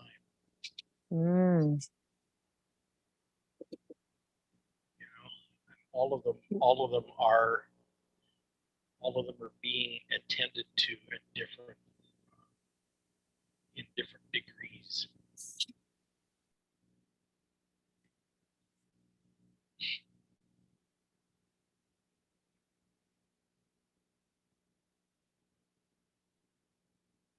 It's a mystical, contemplative nature.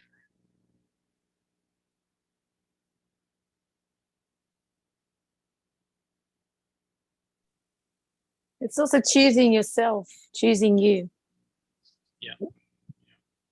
Choosing my own, Yeah, and being living my own design. yeah. Mm. Being Like happy as a Melissa, pig in mud at the same yeah, time. yeah, That, you know? yeah. Yeah. Like I said to Melissa yesterday, like it was so sweet because yeah, her energy is just, I just love it. You know, I love being around her, you know, and like I looked at her and she's a little bitty girl too, you know. And I said to her, like, yeah, she said, no. And she just like what she does and what I acknowledged and what I shared with her, I said, it's like you actually can speak for me. It's like she knows the words that I'm going to say. And literally, even if I can't pronounce it correctly, she will just automatically just go, oh no, not even correct it, just follow through with the word. You know, I'm just giving that understanding. And for me, that's very touching. I like that. It's very nice. When I say nice, meaning it's pleasant. It's just pleasant because then I can relax, you know, and be my truth and my vulnerable. And then she says, it's also because you are vulnerable. And I said, yeah, that's right. And so it's nice that you can have a conversation where somebody knows what you want to say, not what you are saying, but what you actually mean, the meaning behind this. And I've experienced this many times in this group. And this is where it's very, very helpful, very insightful. And to take that action step, because then you have that meaning. Sometimes when you don't have the meaning, it can get very confusing. Yeah. And Yeah, well, yeah, it can. it can, yeah.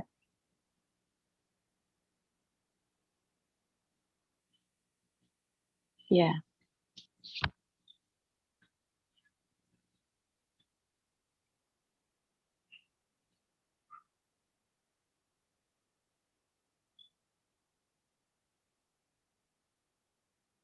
And having that great connection with her, oft like over almost a year, like, you know, I mean, like she's been my neighbor and literally, and I always wish her Shabbat Shalom on Friday and etc. and all that. And but when she saw I make Moroccan chicken, I didn't even know.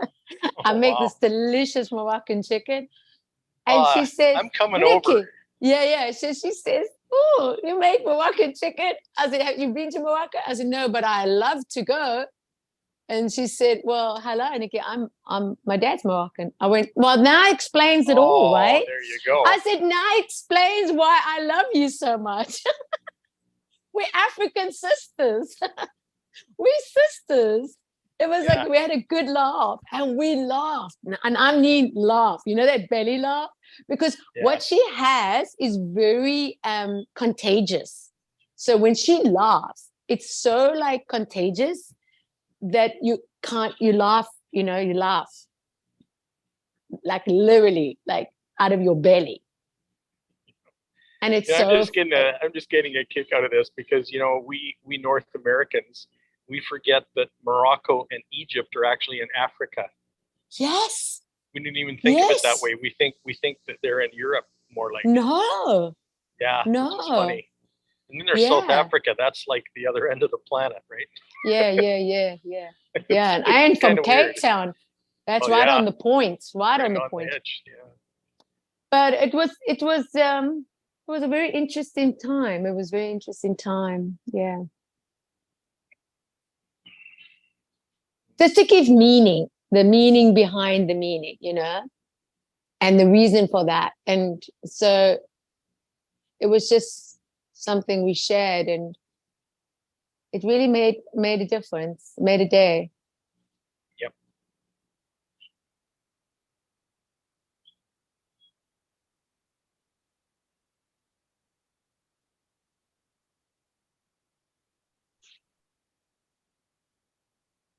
All right, breakfast is finished. Oh, yum. Wow. And talk about yum is yum. It's heart Yum. chakra. Yum. Yum. Bum. Bum. Yum.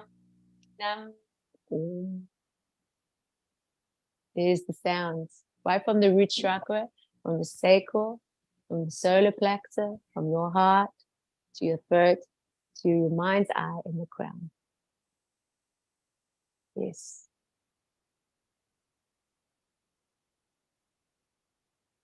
It's beautiful.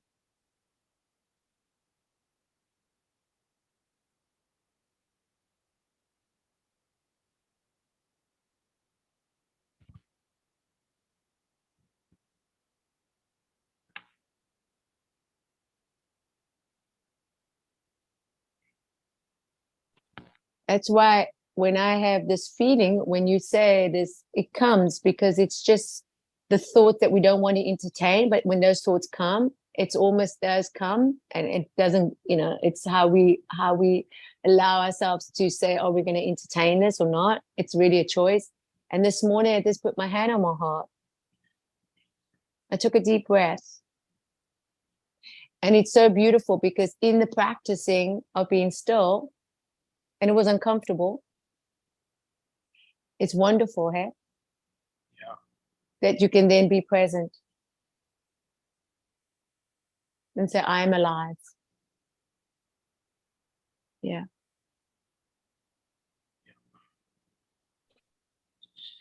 Yeah, the hum of life. I am alive. Yeah. What could it be? Mm.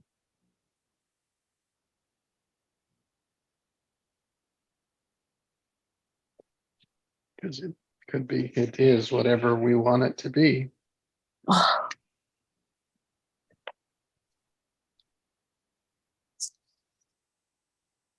Yeah. As much or as little.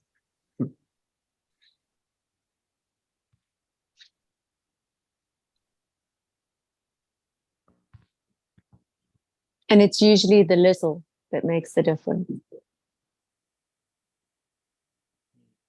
The little steps, one step at a time, makes a big difference than taking a big leap. You don't get to really experience all the little things that we forget what we have around us, who's around us. Yeah.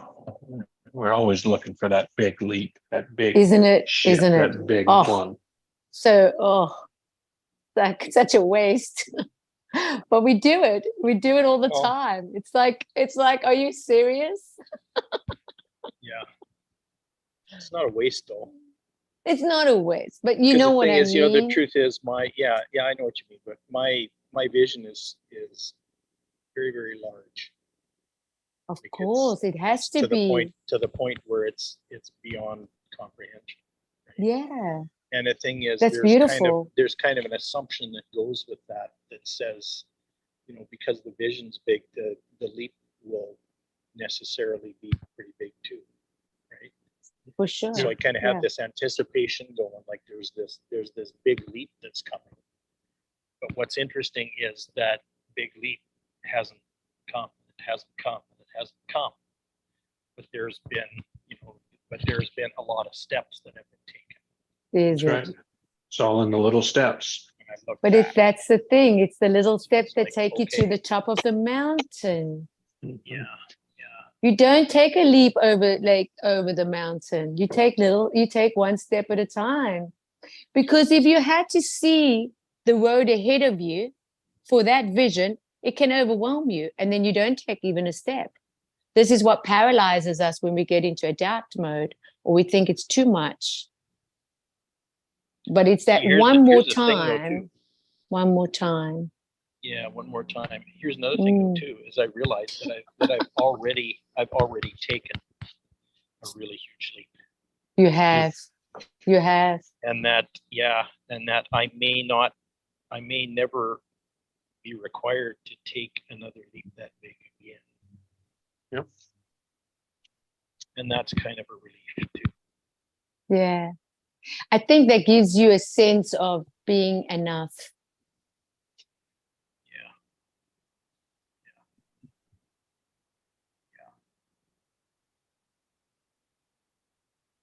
Because I've done and completed some really, really great things already. Absolutely. And yeah. And you've And been around so many I can rest in the experiences. truth of that, right? Yeah. Yeah. One only knows when you get to a place of that contentment is when you've gone through enough experiences. And that is the truth, that you can really say, okay, do I have to learn this again and again and again and again? Or am I just going to be and say, thank you. Thank you for the lesson now. Thank you for the experience. I got it. Yeah. Peace be with you. I'm done now. It's like, thank you. Much appreciated. Because failure. Next. Next. Yeah. That's right. No rejection. Direction. Next. I love that because I have One a at friend. a time. Oh my One at God. a time. And I next. love this. Next. I love this, Jesse. I have a friend that is 78. He just lost his wife of 48 years of marriage. He's so like incredible. His name is Louis. And he says, you know, he's got his other guy friend that is also like in his 70s. And we're just talking in general. And he's just a very open and friendly, but such a lot of wisdom. Oh, I love talking to him. But he has this thing that he also says, next. No, really, he calls out. Like anything that doesn't work out, he says next. Anyone that rejects him says next. He says anything, like he likes a girl. Not that he wants the girl, but he wants to say hi, and she doesn't. Next. He just says next. He doesn't take it personally. He just goes next. What next? He says life's too short. I've got less days ahead of me than more, so I'm going for the next. And you know what I said to him? I said to him that, Jesse, I mentioned your name, and I said, yeah, because all you need is one yes. Next. And he said, yes. We had a laugh. So isn't it wonderful that, yeah, next. Next. That's so perfect. Isn't it? Yeah. Perfect. Yeah, it is. I love it, man. That's great. That's what we're looking for is a yes. Yeah, because what else are you going to put the and with? That's right. I mean, no matter where we're at in it, that's all we're like, what we go for is looking for that yes. You think about it.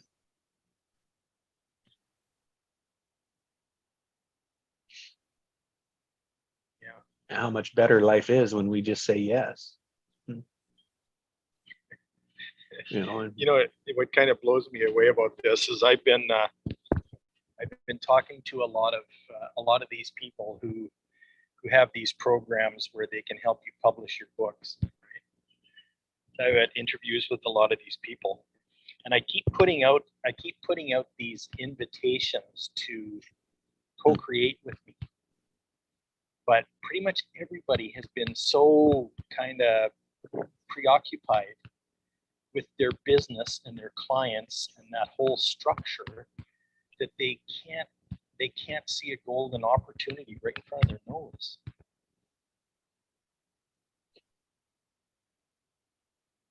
And it blows me away. But I keep doing it. I keep going back, and making the invitations. And yeah. But one of these days somebody's going to get it. Yeah, that's it. Hey, you have to So I'll trust keep that inviting. process. I'll keep inviting. Yeah. You know what I mean? Yeah. It's just like that. So it's It's the no mindset compared to a yes mindset. I mean, so often everyone's Mm, afraid of saying yes because of what they're committing to. And at the end of what mm, that means is they are powerless in their commitments. Yeah. mm, mm. And they don't want to let down. They don't want to let you down. Yeah. Yeah. That's a Yeah. lot of times people don't want to let themselves down, but no one let you down, believe it or not. Mhm. Yes. And I think that's the process of the learning of showing up one more time, that when that moment comes, you will have the meaning and you'll have the right time, because time is just what it is. It's you putting in your time. And that means that it will come to time where it will happen, because you're Well, it's a doing it. stage. Yeah, you in the motion of the momentum. You're not sitting around wishing for it. You're doing something about it. Yeah. So that's the process of just allowing you to do your part, and then you let the other people do their part. Yeah. It's really interesting. I mentioned this before last week too, that I was in a 3-day thing about speaking, about about taking the stage and doing all this kind of stuff. And they had these coaches that were kind of running in the background, and so everybody got a free 15 minute with this coach. And I basically told him what I was doing, and all he could see was that I was not taking action. And I gave him like about 3 different invitations to explore something with me, and he turned them all down. Like, it was just really, really weird, because he was the one that wasn't taking action. It wasn't me. So it's really kind of funny.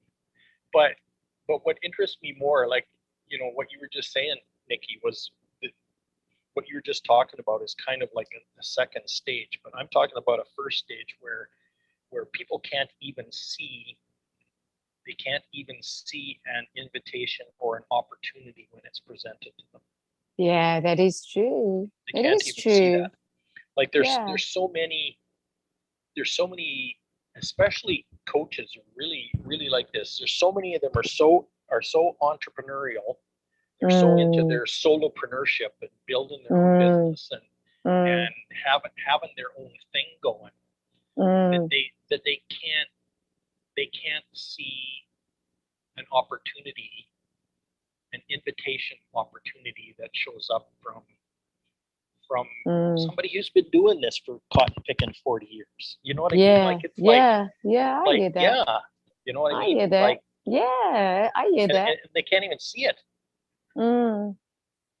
Yeah, it can be very frustrating, but that's the thing. I think with myself, if I look at my own life, how long it's taking me, and I've always had the support. We all have the support. We just haven't looked into that direction until that direction really faces us face to face and says, okay, now I see.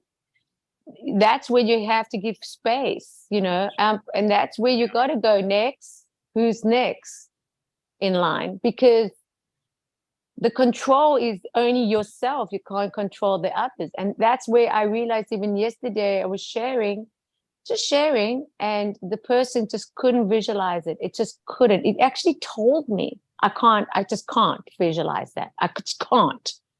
And I went, Right. It's okay. It's okay. And I had to go into that understanding that where that person is, as much as I desperately wanted to still see that vision, it was her to see it, and for me to give it the space and to just say, what can we right now, what can you see right now that you could turn it around for the best, for this day, not tomorrow, just for this day. One more thing. What could you just one thing, and that's where the brain can only really comprehend, because the brain is scattered. It's all over the place till it says, don't worry, this is not a big job, just one small task, little task. This is why when we start something, just start small, you can get that momentum and you go, oh, I can do it a little longer, you know. Yeah. So it goes with anything that is not comfortable. If it's a cold shower, if it's doing you're walking, or you don't need to do the walk for 2 hours. You can just walk around your block, but start walking around the block, if you know what I mean, and then take it from there and see if you can go further. So this is, I think, what's wonderful about the space, that everyone is in a different level, of consciousness. And when you do have the wisdom, and I think it is wisdom, that we can serve each other in giving that space, because it's a beautiful thing, because then you know what you're giving them, the power. And then when they have that power, you actually can hear they come out with all the ideas of what they're going to do or what they will do. And it's profound.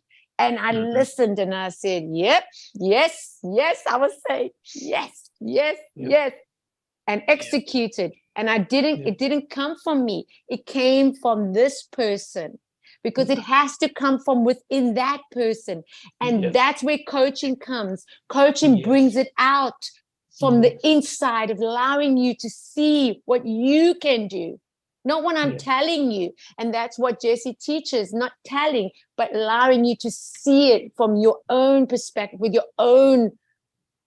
And that's the power you give to each other. Because we're all powerful. Get really, really good at making suggestions. I love suggestions. Yes. I love suggestions. In fact, that's the whole reasoning behind hypnotism. Yeah. Suggestion, the power of suggestion. I love suggestions. I love it. I even asked anybody, give me a suggestion how to cook this food yesterday. I asked my friend, she's really good.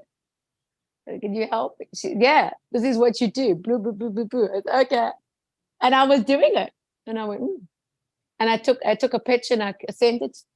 I said, look how delicious my food looks. She says, man, I'm telling you. I said, thank you for your suggestions. I followed through and I'm eating well today like a queen, because I love my food. Just giving an understanding there, my dear. I made some serious food yesterday, because I thought, I'm going to make a day of this. If I have to be indoors, I'm going to make a good day, baby. I'm making food for the soul. I sat here and I enjoyed every mouthful. You make serious suggestions? Serious food? When I Serious say, food? isn't that interesting, hey? Isn't that interesting? I said serious. I don't know why I mentioned serious. Yeah. Why I mentioned serious? Can you tell me why? I don't know. It's just, Well, that's I mean business. I mean business. I made business. Yeah. Oh, yeah, serious. But it's like making, doing business. Like, I don't care if I'm doing business in the corporate world, or I'm doing business with food, or I'm doing business in my workout. I'm doing business.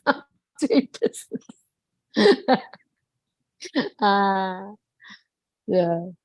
Exchanging business for serious results. Serious results. Fun. Oh, it's so much fun.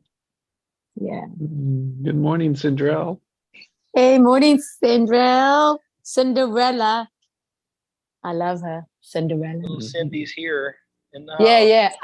I say Cinderella with the golden slipper. Joining up with wee Craig. Good morning. Morning. Everyone sounds so energized and sparked today. Yeah. Interesting. We're giving the mojo. Living up to my name, hey? Yeah, we're giving we're Sparky. living on the mojo, the sparkles are flying today. Sparkles. Yeah, that's right, Sparky. Beat me up, Sparky, or Scotty, or whatever they say.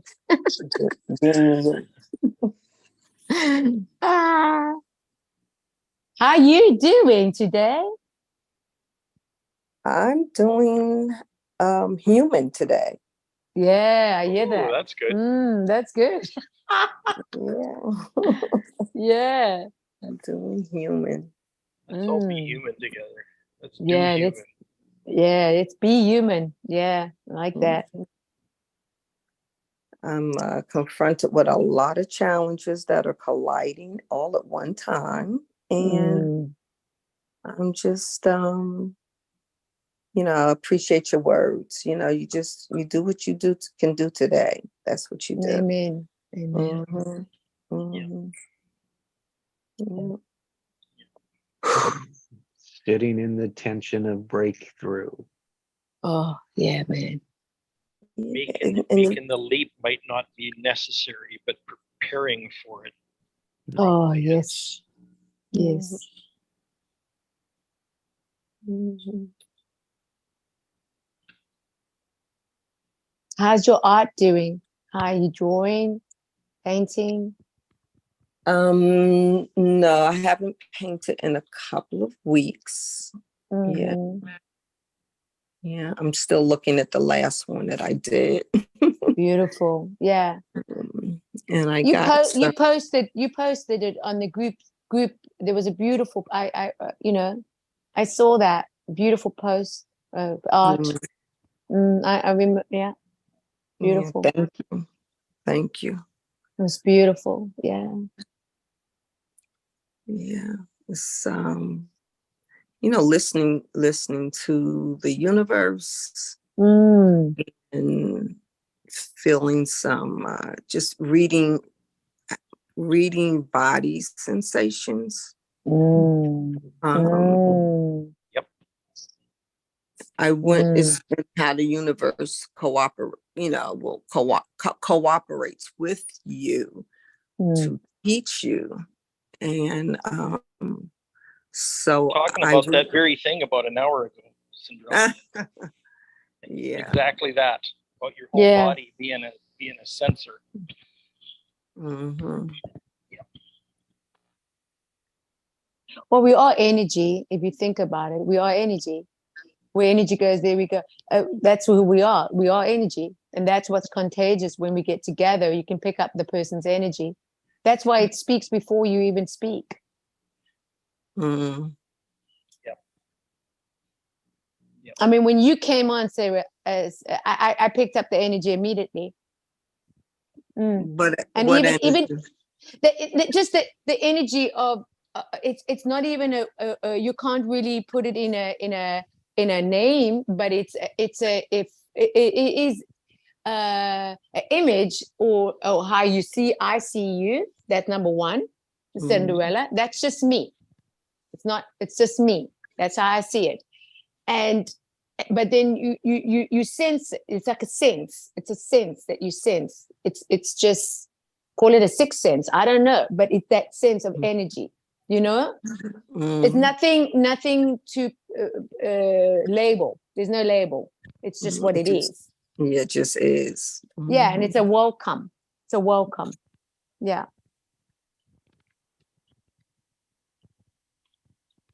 Well, and I'll adding a few more words to that. We know the potential energy, right? We know your passion energy. We know your going for it energy. And then what we also hear is how the energy enters. And the words give that away. And it's like, oh, we see the tension between the two. Yeah. Wow. And then you validate it, and you validate it as you speak it. Put it in the box there and seal it. That's what I'm talking about. And then it goes boom. Boom. Yeah. Can't be contained. That's right. Cannot be contained. Oh, come on. Only alone do we contain it. Oh, magic. There's it. There's it. That's it. That can wrap this whole thing up right here, right now. It's a wrap. Literally, it's a wrap. That's it. And that's what's so beautiful when we co-create and we come together as one. Yep. That communion with one another, that nourishment with one another, that release. We come together and that the energies are contagious, which means we can't hold on to them. We release them and find, there we go. Yeah. Give and take, give and take. Express and receive. Yes. What a beautiful state of being, Jesse. What a beautiful state of being in love. That's love. Passion, the hum of life. Because life, well, the hum of life goes up and down, heavy and light, wide and closed.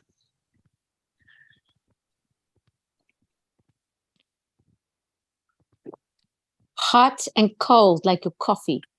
Yes, hot and cold. Yeah. And what would you like to drink it, hot or cold? That's the preference of what we can choose. That's where our focus of choosing, because it's not bad or good. It's just what we're going to experience. And I love that. Yeah. Love that. It's It beautifully. could be either, but it Mm. can't be both. Come on, that's it. We got to, that's the choice. That's when we choose. And that's the thinking mind pinning it down to one thing, one way. It has to go that way. And that's when we don't keep ourselves open to the opportunities that Craig says, because we have our blinders on, thinking it has to be a certain way or come a certain way. But when you unexpectedly go through, just in general, you'll be surprised that anything supports you.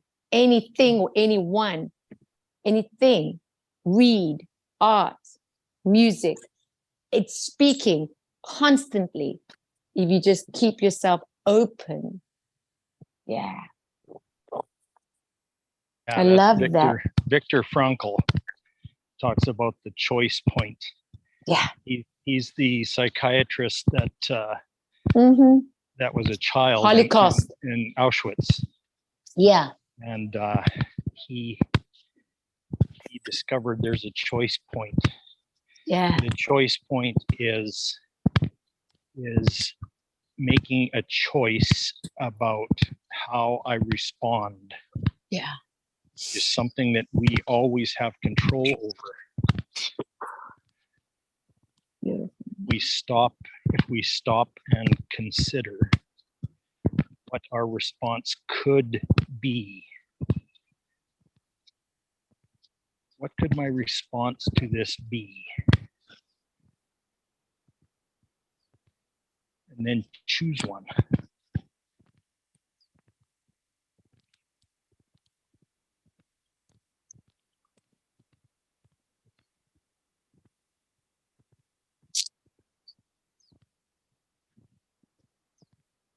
Yep.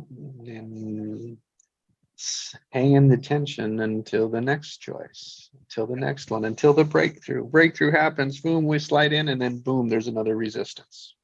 Yep. That's why we got to celebrate the wins. Yeah, here's a really good case in point example.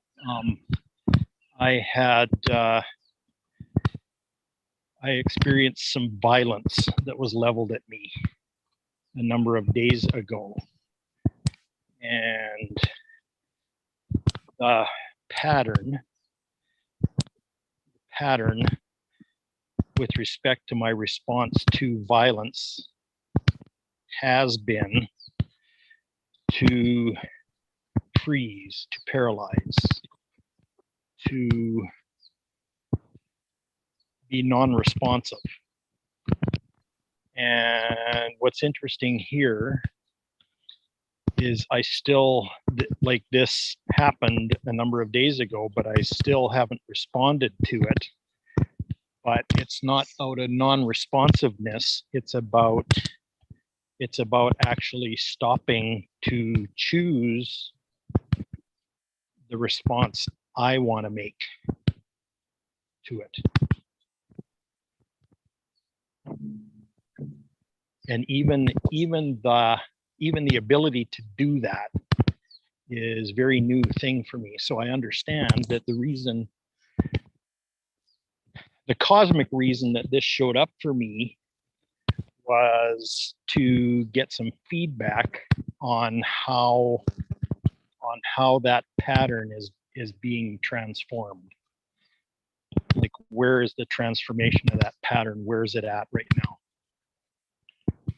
And I'm very encouraged by the last 3 days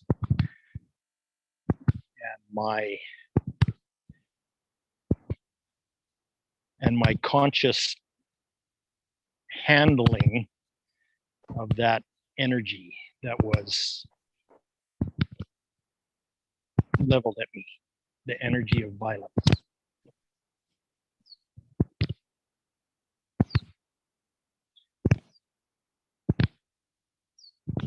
So there's a lot of learning and a lot of gifting that I've been experiencing the last 3 days around all that.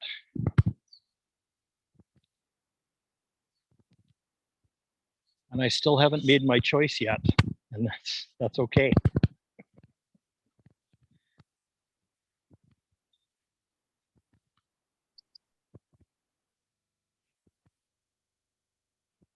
Because that's part of making the choice. And I also think not responding is a response. You don't always have to give a response. Sometimes a no response is a response, because it's setting a boundary to keep you guarded, because that is what it is. You have to, when it comes to violence and somebody is literally not safe, that's when you gotta keep yourself safe.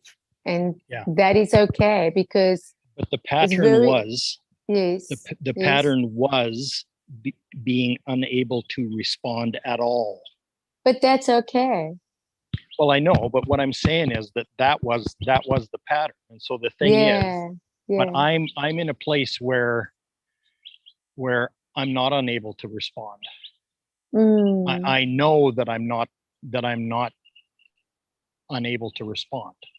Okay. The pattern was that I was unable to respond.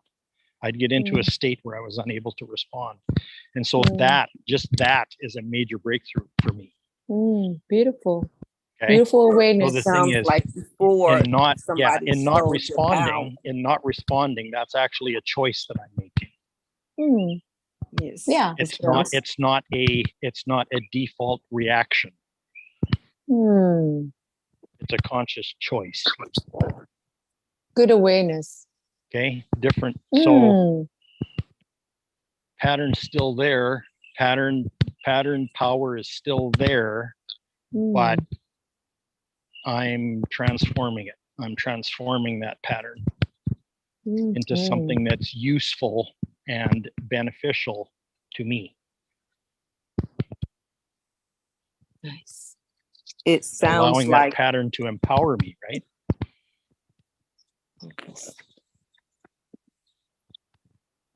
it sounds like you're, for lack of a better word, maturing to Oh, drop it in the box. Drop it in the box and seal that one. to know it's your little own Cindy, power. little Cindy, on, you're hot today. Cindy's, listen, my dear, I'm telling you, that is like spot on. Now, how would little Cindy know that? Because she's wise.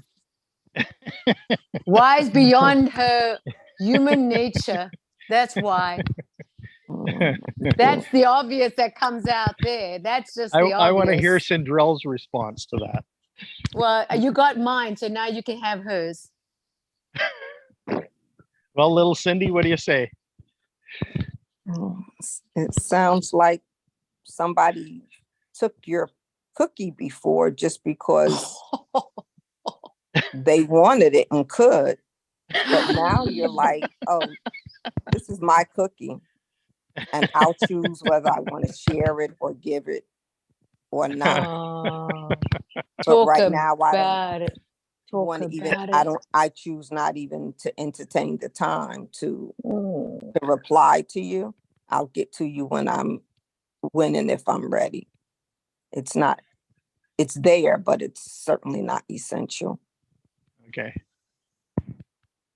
So you said, what was the word you used? Maturity? Mature.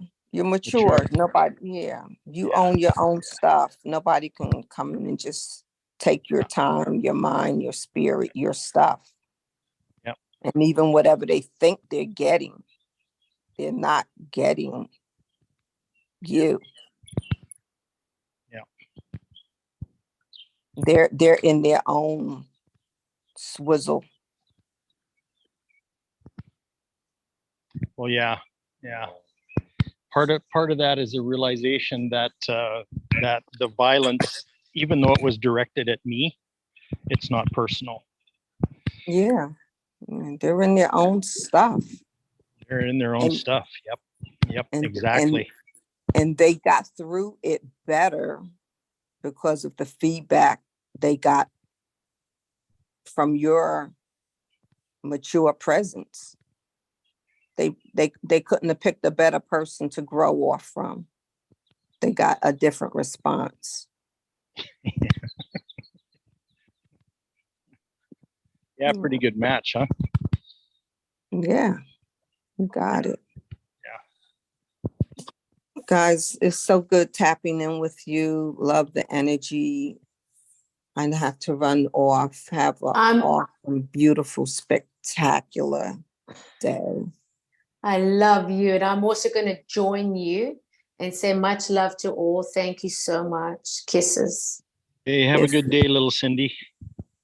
Bye. You too, Nikki. Beautiful time. Big love. Thank you.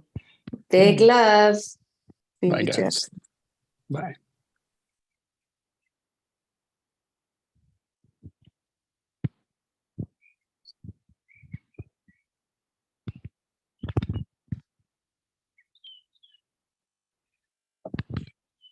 Well, I left home again and I found that patch of grass to walk barefoot on again, so that's helpful.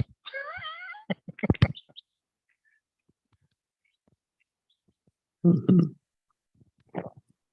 Yeah, I had to stop in for a bit and recharge the phone. Yeah, mine too. Yeah, I don't know why Zoom seems to take a lot of juice. Like Yeah, I it start does. charged up and about 2 hours later, I got to recharge it again. Yeah. So that's okay. Mhm. Get All an right. excuse to come back to my grass patch. There you go. Wow. Today's been awesome too. Like right off the charts. How come every day it's just like every day it's more? Like it's just like, you know, you're overwhelmed with the day you just had, and then the next day we get on and it's just more than it was the day before. Like, holy crap.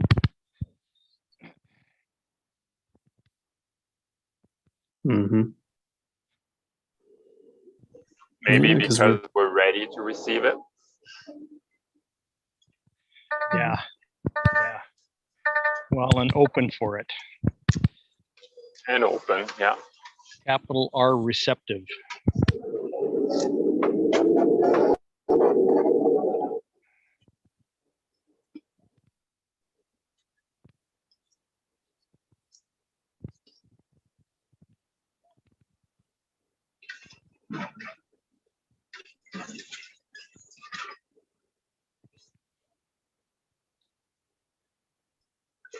Yeah, and what's interesting is like we're not talking about any subject in particular. No.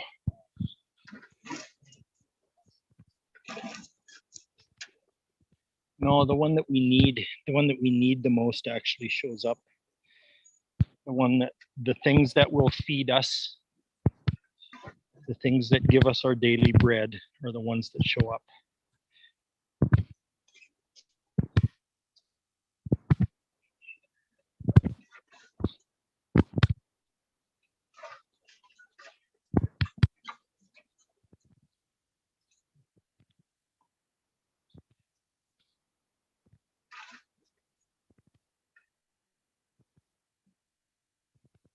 Wow, more gratitude.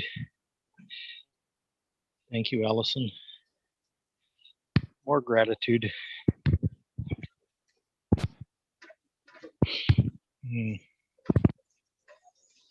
Yeah, it started with that, eh? Yep. Infuse gratitude. Yep. Yep. Yeah.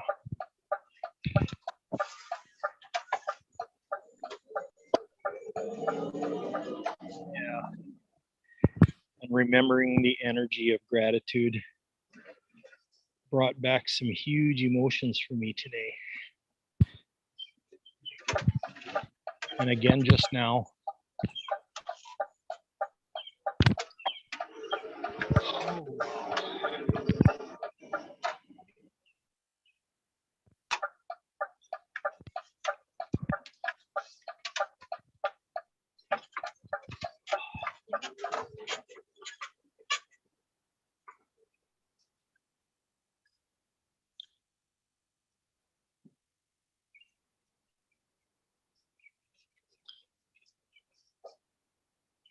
Yeah, I was watching Dolores Cannon. I haven't watched her Oh, for a yeah. long, Mhm. and it's just fascinated. Like I thought, like all her insight, like in her books and stuff, were all coming from the people that she regrets. Yeah. But it's not. Like some of it is. Yeah. But a lot of it is like, it's like, I think she called it, I don't know. I don't think she called it God, but like she called it like something else, but like a place that it's beyond like ascended master, Yes. angels, all that stuff, right? Like it's like, Yeah. she says just pure love. And then like, but she's talking about, you know, that she always been curious all her life, like to know how it works. Yeah. And In her own words, she realized that she was channeling before she got into hypnosis. And then while she was in hypnosis, all these regressions kept coming up and all that kind of stuff that basically confirmed all the stuff that she had been channeling yeah, all exactly. along. And so like, yeah, she channels directly, and hers is she talks about, what's that term you used about love? It's all from what kind of love? Yeah, like all her messaging and all her channeling is from a place of love like that. I call it, because my experience is basically the same. I've been channeling for years, and then all of a sudden I came to realize I was channeling, and then I started hearing other people in their channeling and realizing that I was using the same language. And it wasn't like it's kind of like learning a second language, because you realize that it's not the language that's in your head, it's the language that's in your heart. It's kind of like you, Pascal, learning English. You know, it's that same Right. kind of thing. You knew it wasn't French, but it was something else. And so this love language, that universal God language, is a different language, so to speak. Mm-hmm. And it's and for me it's a language of liquid love and presence. Like that's my name for God is the presence, because that's how I experienced it. I experienced presence in a very deep way.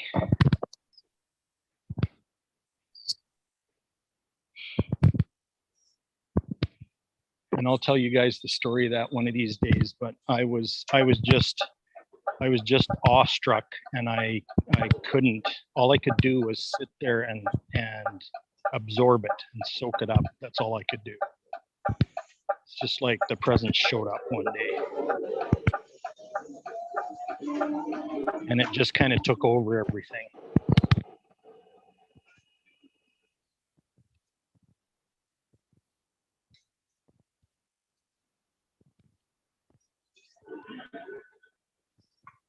So what did Dolores have to say that that rang a bell with you? It's just like it was a long time I haven't listened to her. But like one thing she was like, you know, if they would have give me this knowledge, say like or from like one of her last book in the beginning, she wouldn't understand it. And she kind of refer it as like, you know, you don't give a steak to a baby, you know, you gotta go like little by little, right? So and yeah, it was just like, you know, and sometimes like, wow, I wish I would have known this before, but I wasn't ready. Yeah. You know, it would have been maybe worse because I would have denied it and never looked at it again, right? Yeah. But like the information came in the right time, and I was ready for it to receive it, and yeah.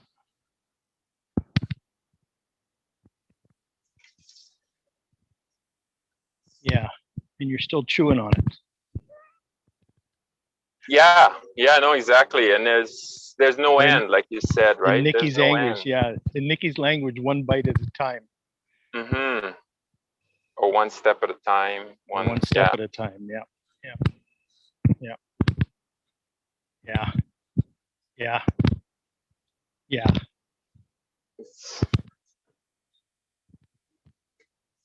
I have room in my mouth for another stick of gum? What's that? I said, do I have room in my mouth for another stick of gum? Oh yeah. Yeah. Just keep chewing. Yeah, exactly. But it makes it like, you know, when you say there's no end, right? So it's not a race, right? Because there's no end. No, exactly. There's no finish line. It's not like, wow, my consciousness is higher than yours or whatever. But there's no end. So no. Who cares? It's not really a sense of competition, right? It's not like, well, no, we're all going in the same direction. Yeah. And that was hard for me like to understand, right? Because like I said, I tried to wake up a lot of people in my life, but you know, and I'm like, why don't you get it, right? Well, because they haven't even started running yet. In fact, they haven't even started to walk. Yeah. It's like,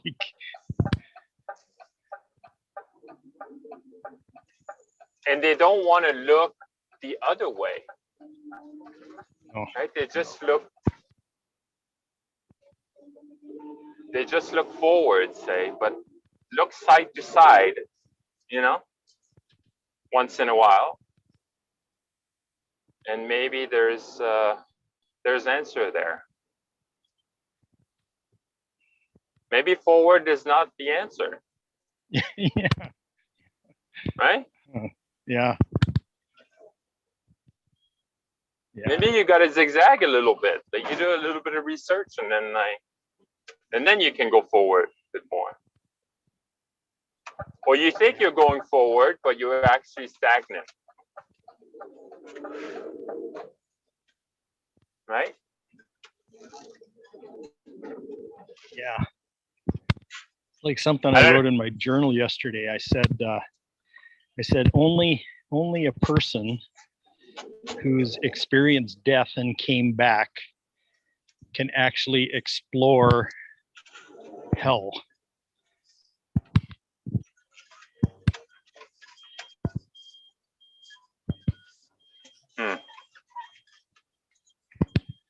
Because you know that an exploration of hell won't kill you because you've already died and came back.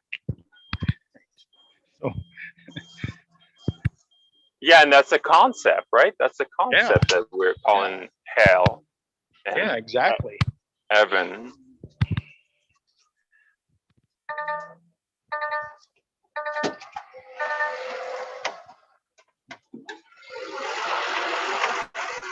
but it's a perception, right?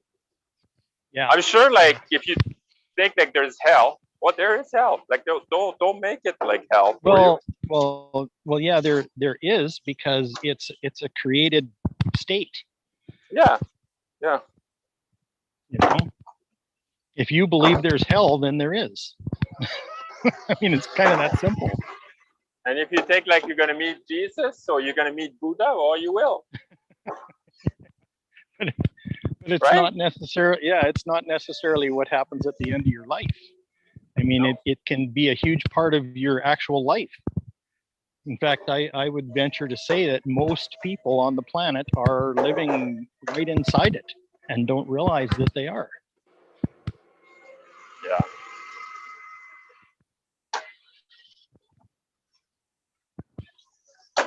You know, I've spent most of my life disarming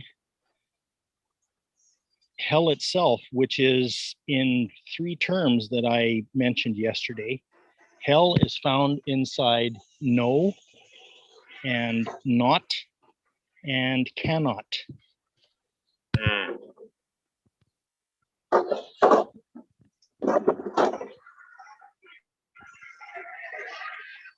And that's not because it's negative. It's because it's counter.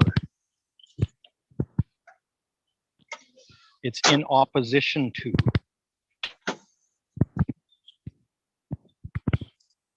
No, not, and cannot are in opposition to life energy.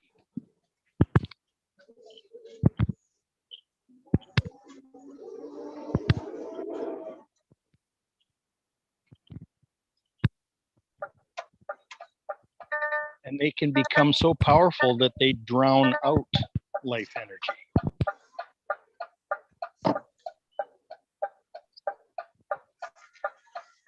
Yeah. Which is why the end result of them is death in some form or another. And that doesn't mean the event when your physical life is over. It means any kind of death.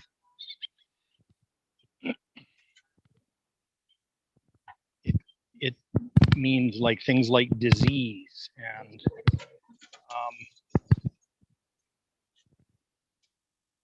and ailments and pain and addiction.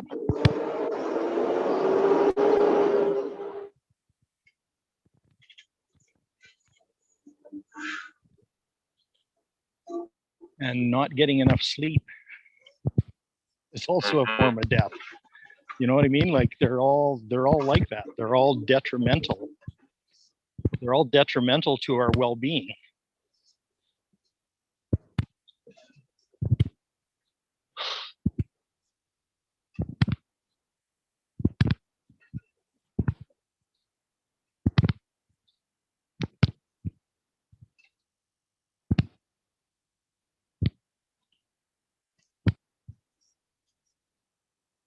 Yeah, and the other thing she mentioned that kind of, I think I heard that before, but like it kind of hit me again.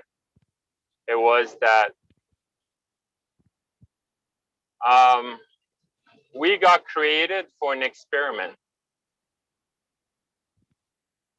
So whoever they gave us free will and see what happened with the planet.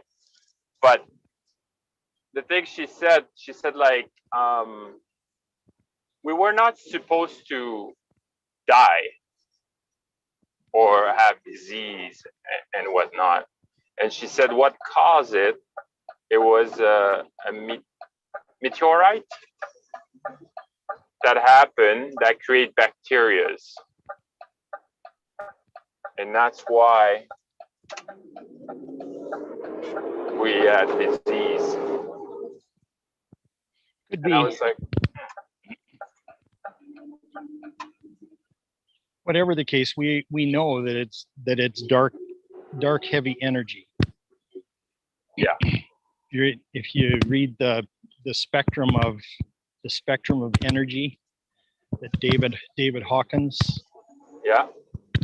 wrote out. Yeah, it's things like shame and fear and all those kind of things. They're low frequency energies that are not, that untune us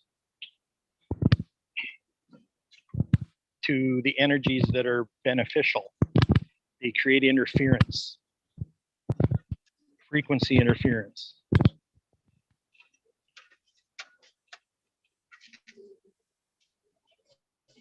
Yeah, like our lower mind.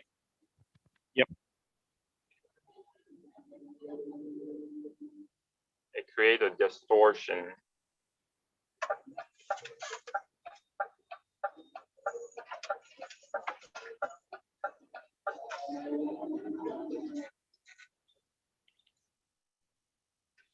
Well, boys, I might be running out of juice here, though. I'll keep talking, but if I run out of juice and disappear, you'll know why. All good. All good. But I'll stick around for as long as I can. See, I plugged the two phones together, so like my phone is still at like 75% something. No, because I use the Wi-Fi, so it's a hotspot. But it's not, and my screen is off too. That's a big. Yeah, mine is too.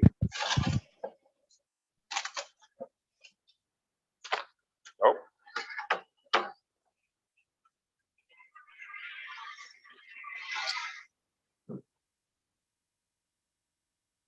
Well, Did we lose Craig? I think we did. You did. All good.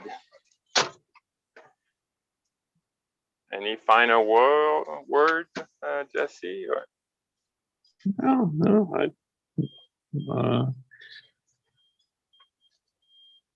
I'm good.